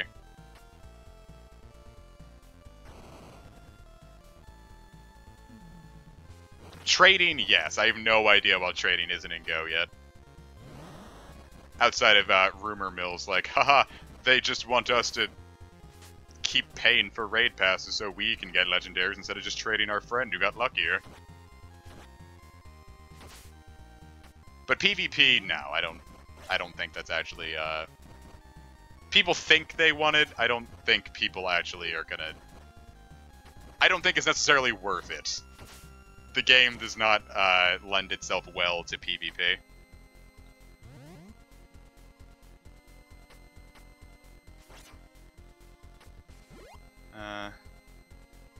I mean, I do have to go all the way back anyway, because... Oh, well. Oh, I can't even kill myself right. I need Gebel, because there's something coming up that I need him to get, and it's an upgrade that...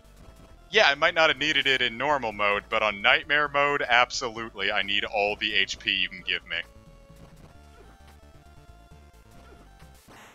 PvP, player versus player.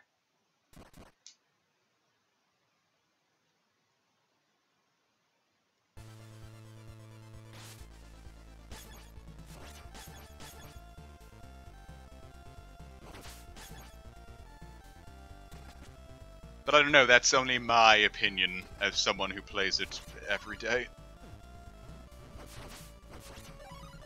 I know what I'm talking about, I play Go every day. I got a shiny Ho-Oh, I was so excited. I still am, honestly. I look at it a lot and think, hey, I did that. That's mine. That's my achievement.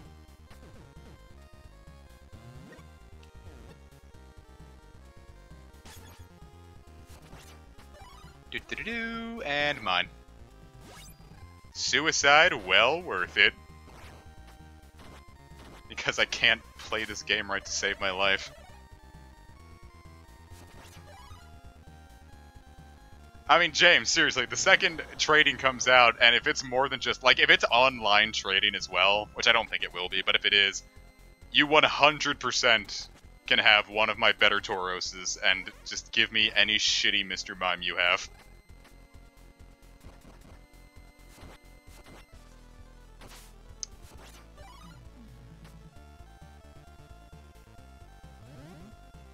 I wouldn't even be upset if there was a Mr. Mime Evo.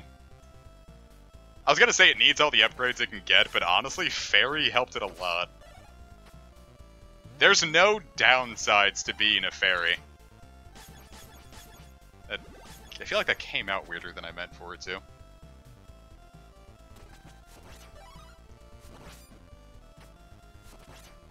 Like, Fairy type is just one of the better types. Like, there's no major downside to having the Fairy typing. Because what are you weak to? Poison and Steel? I get why they did it, but hey, guess what? Poison and Steel still aren't majorly common attacking types. Dude, the Alolan Executor event is so fantastic right now. Getting the Golden Dragon Medal was pretty much all but impossible at this point for me, because guess what? I didn't play all that much on I didn't play all that much on Dratini Day.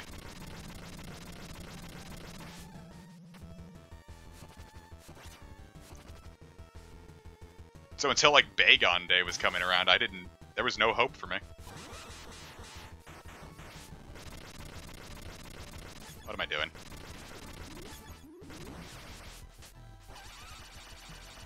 Having an axe would have been lovely right there.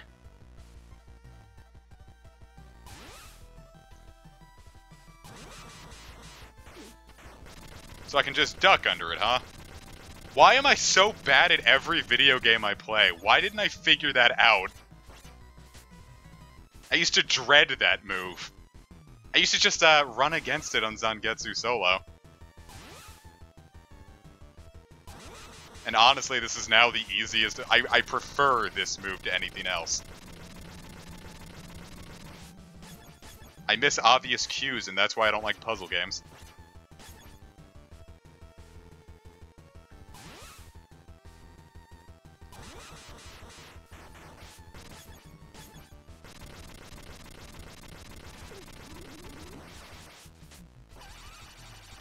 Haha, you're no longer alive. And now you get to do the cool thing again. This is honestly my favorite effect in the game, and I wish more games did it.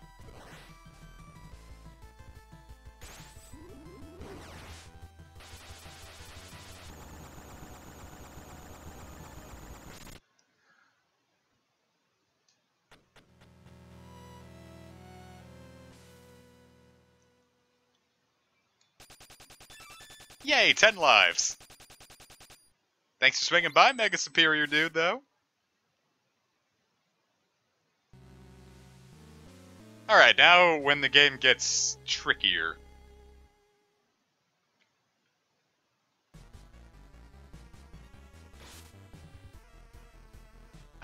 Now's when, let me tell you, remember the boss of this stage? The cool, bloodbath lady? Literally bloodbath? She's really fucking hard.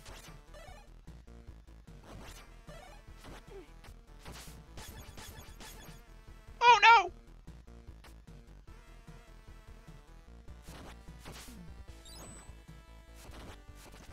Wonderful!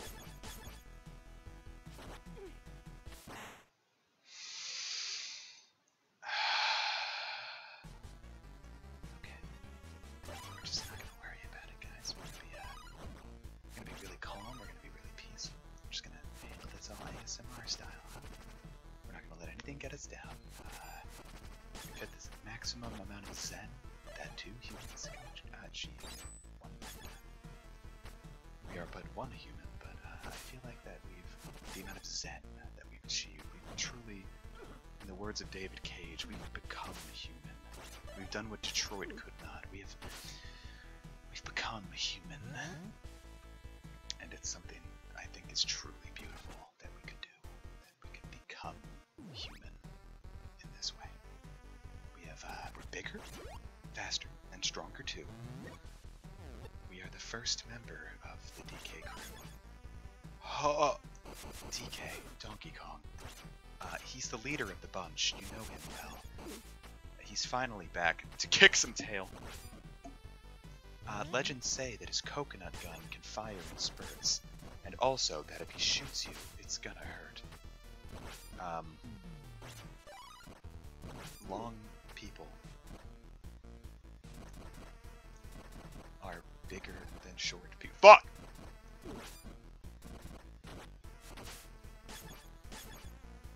If you're bigger than 5'4", you're bigger than a person who is 5'4" tall. I would never pay money for a David Cage game. Like, not even as a joke.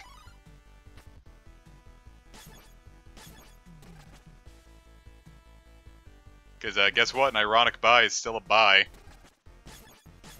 He doesn't ironically... Well...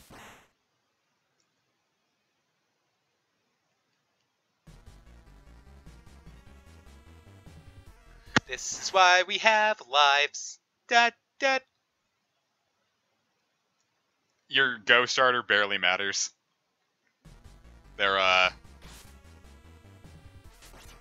It depends on what's going to be more common by you. Like, I wish I didn't choose Bulbasaur because, Squirtle and Charmander were, rare picks. All of your starters are immediately outclassed because they don't get their Go Day events anymore. Well, except, Squirtle. But you can also get a shiny Squirtle when, Squirtle Day comes in July. Well, if you don't choose a starter on the main screen, like when it gives you the choice of Pikachu, if it gives you the choice of Bulbasaur, Charmander, and Squirtle, if you wait a while, you can get Pikachu. And Pikachu is, I don't want to say rare, but I found much less Pikachus than any other of the starters in this game, so if you didn't get the chance to take part in one of the Pikachu Community Day events, I'd say go for Pikachu.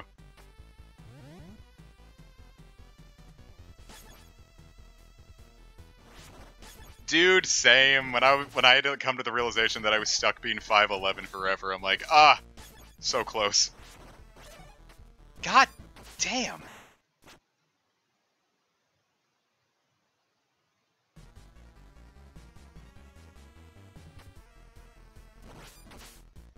I mean, we're getting the Larvitar Community Day, which is what I really wanted the most, so I'm happy.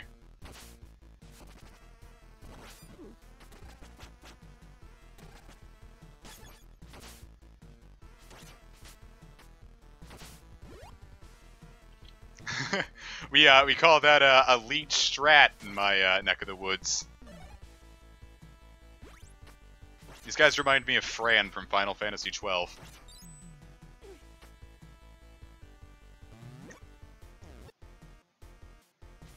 I suppose popping that probably was a pipe dream.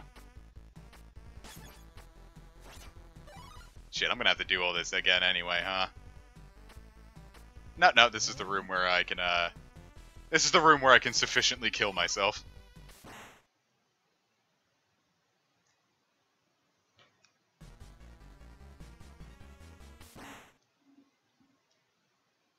Trico Community Day is proudly going to be a 2019 thing, if they even keep these community days up. I doubt it's just a 2018 thing, though. Willing to put good money on these events continuing, because they get people out.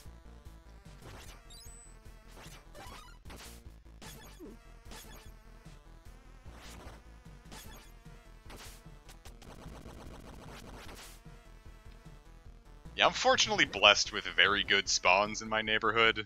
But even so, my god, I found this one place, like my raiding group was like, yeah, there's this little community park near a farm. I don't know why I'm talking like they're Ringo Starr, but I went there for Mareep Community Day and I found like 100 Mareep and got 8 shinies.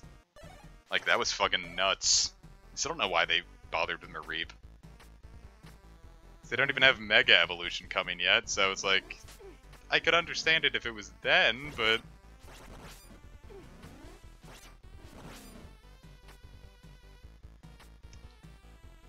I could benefit from these.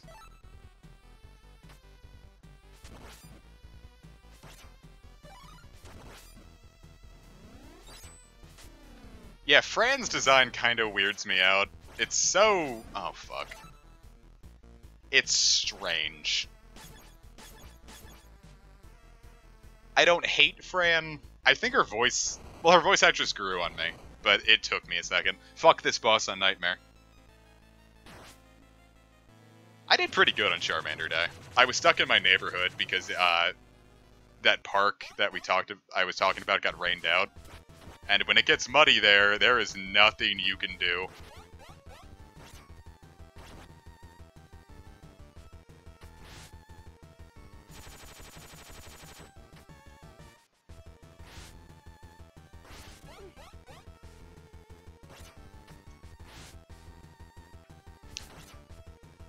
And then she was bloodstained. Curse of the Moon.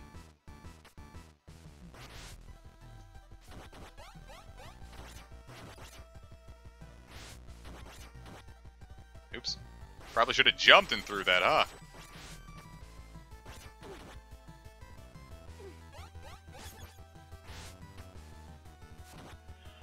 That's okay. As long as we're alive. Fuck, I didn't realize it was gonna keep moving. Yeah, welcome to Nightmare Mode, ladies and gents.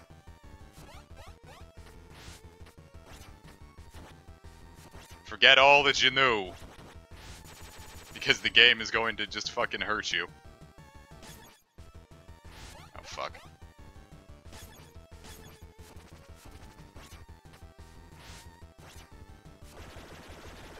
Do I have anyone? I have to keep fucking Alfred alive solely so he can tank your suicide blow, because I'm still not totally confident I can actually time that right.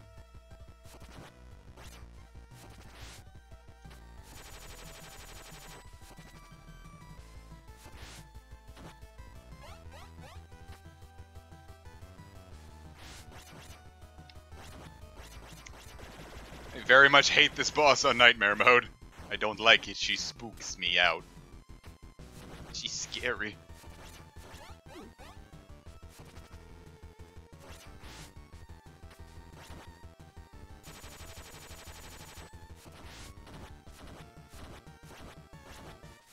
Thank God. Alright. Alfred. Take blows for me. Oh my God.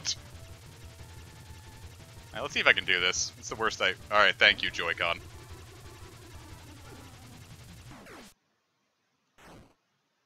It's Tub Girl.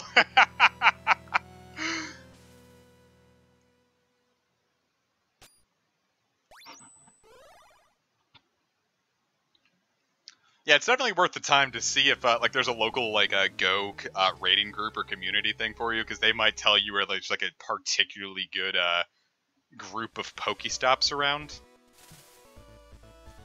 Because the only thing that stops me from going to that park literally all the time is the fact that it gets so hot around here. Like, I would have gone today, but it was, like, 70% humidity and, like, 80 degrees, and, damn. No, because I panicked, because I know if I hit the right one, I can get to Alfred and just, thank you for just not spawning that enemy. And save myself with the bat, but I also totally just lose my, sense of brain and just let myself die.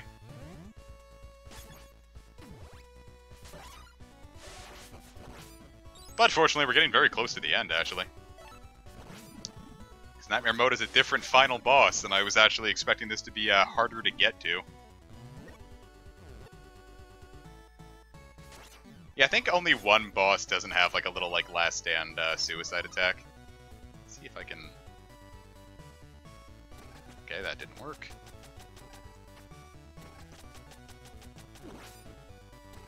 Ah!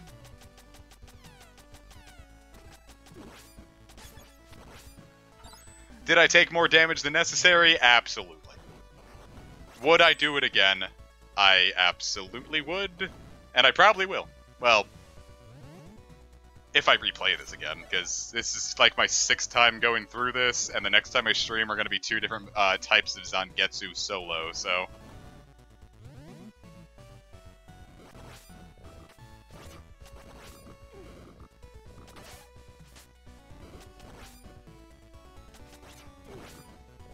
Alfred, come back! I don't want to deal with these frogs!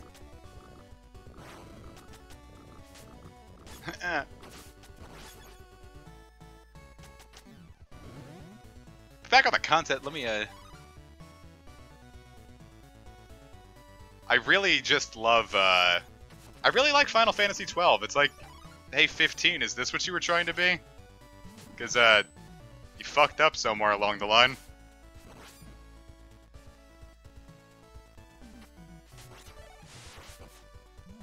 I feel like 12 gets an unfair rep.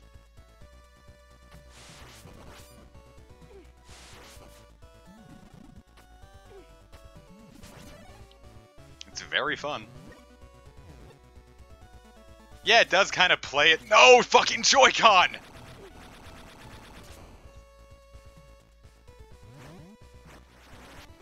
Is this it? Does my Joy-Con hate Final Fantasy 12 and that was its ultimate revenge?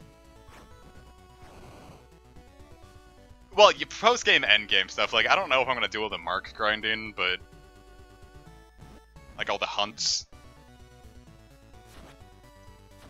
But, main story, it's pretty fun.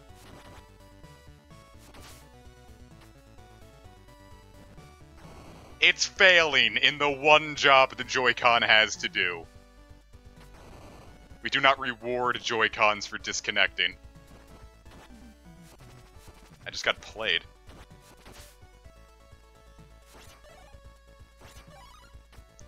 I could really go for some fucking healing. Hello, healing? Healing broke. Understandable. Have a cursed moon.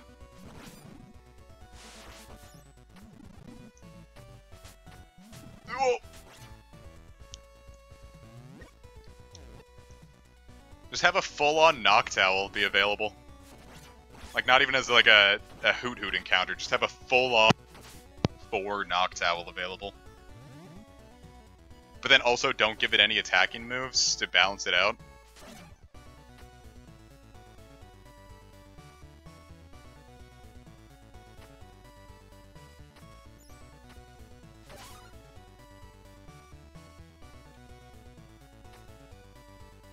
Pardon me, am I seeing a Soviet Russia joke in my stream? Oh, my god.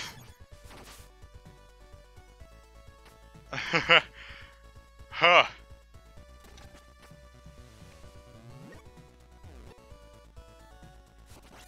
Didn't like that. Didn't like that at all. I'm not gonna be too bummed when I die. Oh, let me rephrase that. When I have to reset everyone to get my characters back, because, you don't get the opportunity to use the axe against the boss this time. There's no downtime. Oh, dude, like, a baby Pokemon being available right there would be great. Like, put an Elekid or a Magby. That'd be really fun. Because I feel like that was the point of, like, adding the babies, like, gameplay-wise. Like, you know, marketing, they were just to say, like, hey, look at the... Remember this Pokemon you liked? Look, it has a baby. But, like, gameplay, like, balancing-wise, it could be a good way to get a decent Pokemon mid-game. Plus, it'd be a Magby up front. How cute would that be? Dude, I'd love, like, just imagine, like, one, like, having, like, a little, like, daycare route.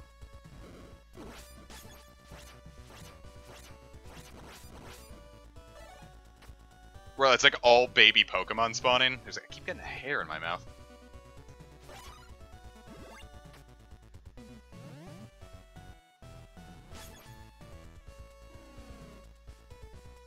Not even gonna bother. Also not even gonna bother.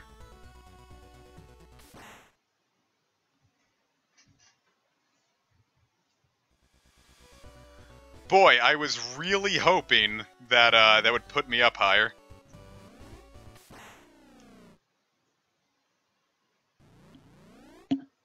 Baby Mouth is cool, but I think we need a Persian evolution. Make Persian actually usable.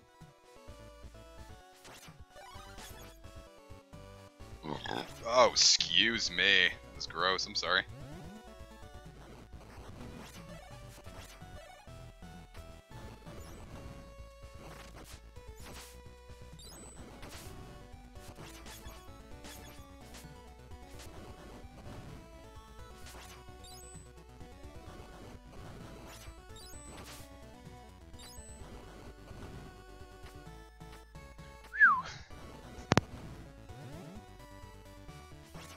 Oh boy.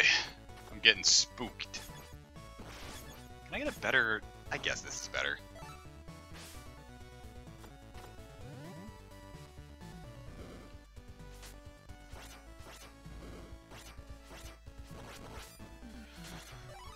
Ooh! Oh, baby! Yeah, Joe, there's a event going on right now where all the fossils are really common. And there's also a chance for shiny Kabuto, Omatite, wow. Shiny Omanite and Aerodactyl.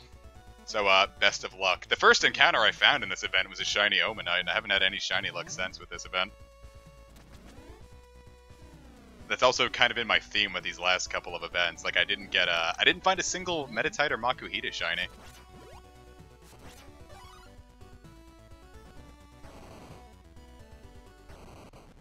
Okay, so, check it out. This fight is so much harder.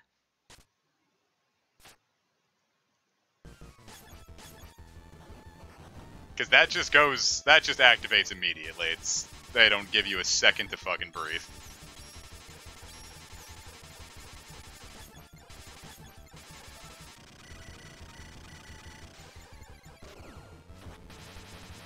No breathing.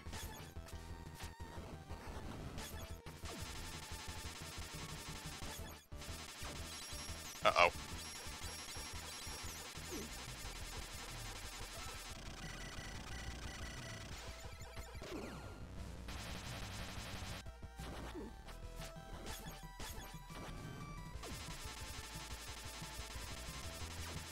Pardon me if I'm a little quiet for this one. This one needs a bit of focus.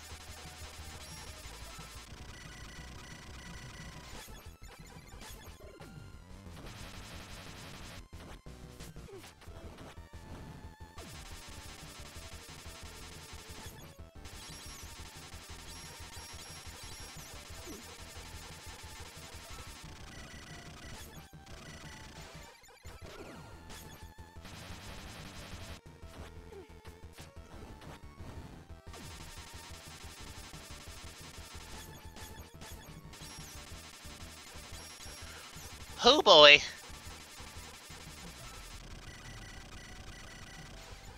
I guess that's how you're supposed to dodge it, huh?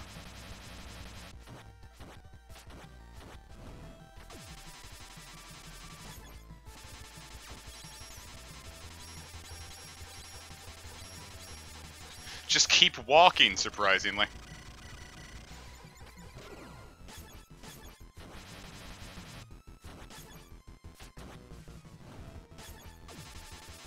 Like I said, you don't get a whole lot of breathing room this time.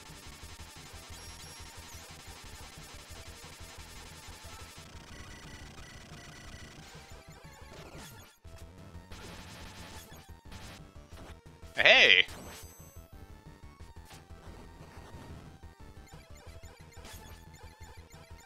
Let's see if I can dodge this.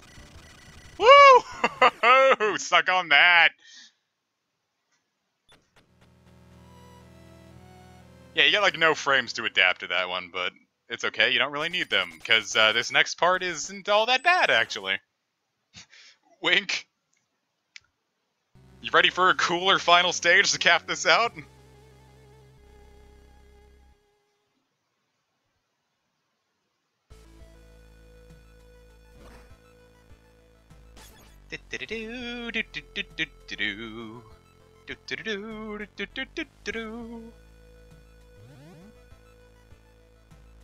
So here's how this works. Everyone gets their own unique stages to deal with.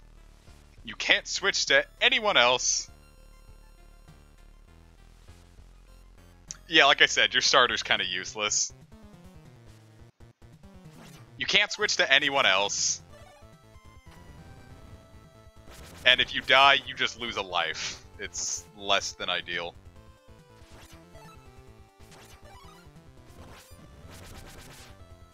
So I think Miriam's is probably the hardest of the bunch, and Miriam's isn't all that hard, so,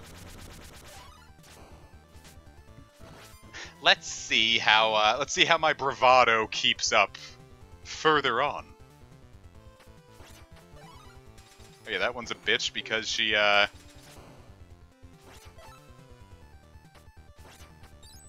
was about to say, I think that one you just have to kill. You don't really get the opportunity to sit there and have fun with that one.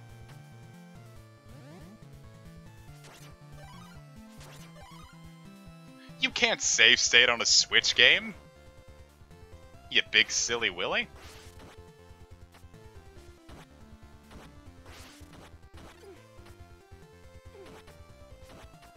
But like I said, fortunately, this one's probably the hardest, but it's not hard.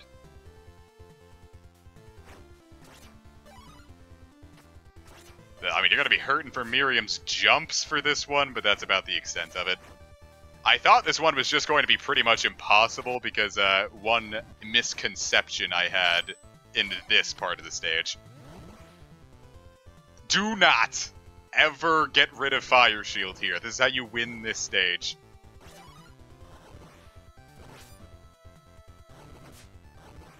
Alright, see, I didn't realize that, the first time I played this, I didn't realize that you could stand on these, and I thought you had to, like, freeze those, fireballs, and I'm like, alright, that's really stupid. How was I supposed to be able to handle that? But that's not what the game wants of you, so don't worry about it. And here's where I found the double one to be, the double alchemy skill to be pretty useful.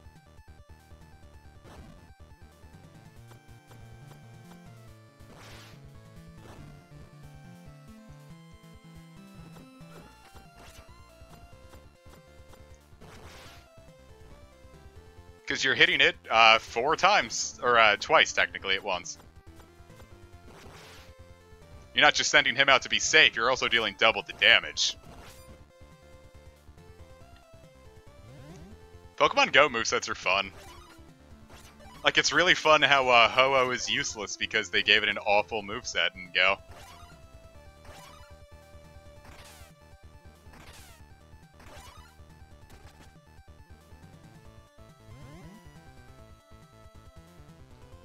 I think Gebbles was decently difficult as well, but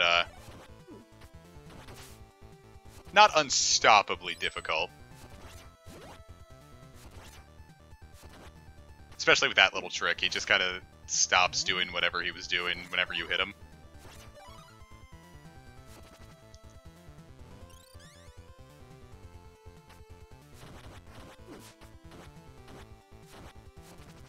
Easy. So, you ready for the true final boss? Vaporeon's still viable, but after Gyarados got Waterfall and Hydro Pump, Vaporeon lost its niche. It's still the 3rd best water type, but it's really left in the dust by Waterfall, Hydro Pump, Gyarados, and absolutely swamped by, I think, the same moveset on Kyogre. Alright, so how do I want to handle this?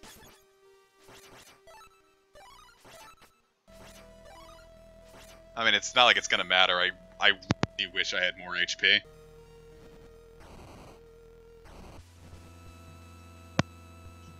So we get to fight Zangetsu in a demonic form. In the coolest fight in this game. It's so cool.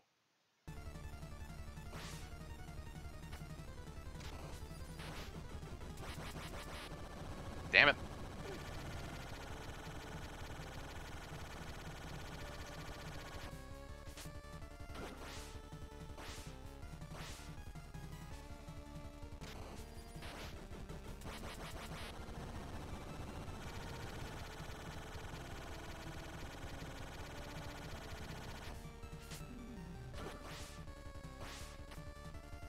You're gonna... Okay.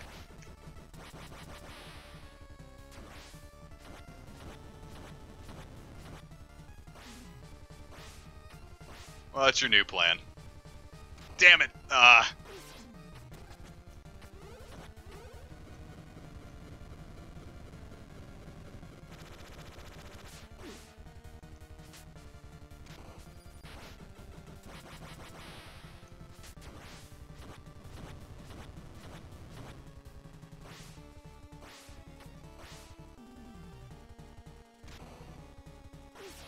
Yeah, it's easy to avoid that. I'm just doing a very poor job of it.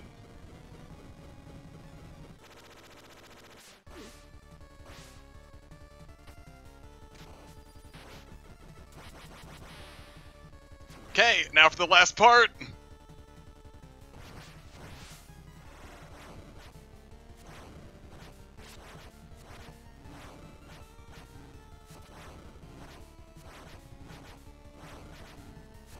Prepare your ears.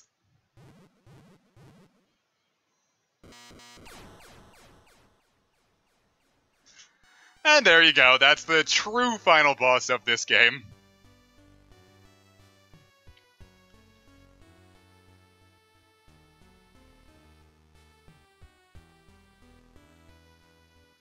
Thus, the new era of darkness that was about an hour and a couple minutes long came to an end. However, their failure to save their ally's life weighed heavily upon their hearts. In the end, they only had enough power to save his soul. May this land in his soul know true peace. Yeah, there's a different boss on normal mode. Yeah, it looks easy when you know what to do. I died like 3 times, I think, at first. I wish you could just skip the credits, but there is a post-credits scene, so we'll get to enjoy that before we call it a stream. But I really like this game. I think it was very well worth the $10, and there's still 2 more runs we're gonna do, so that'll be session 2. And I think I'll save that for next Wednesday. Give Donkey Kong 64 a bit of a break because that one is suffering. DK64 is a stressful stream series. But God, I love that fight so much. It's so cool. I love the concept of everyone, like, helping out. It's fun. I like it a lot. Oh, bye, Alfred.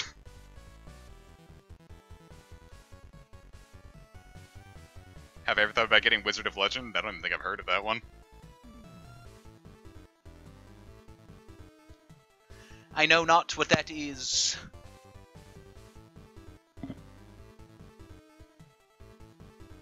Paul to win! Yeah! I love that cowboy painting. I think it's great that a cowboy is a boss. I'd upskirt a Mimikyu and fucking die.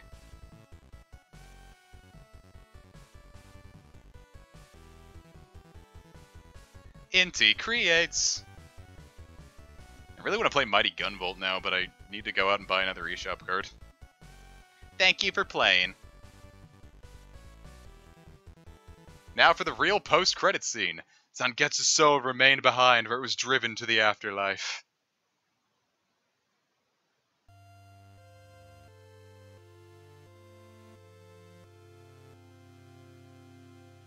Unfortunately, he was a Mega Man.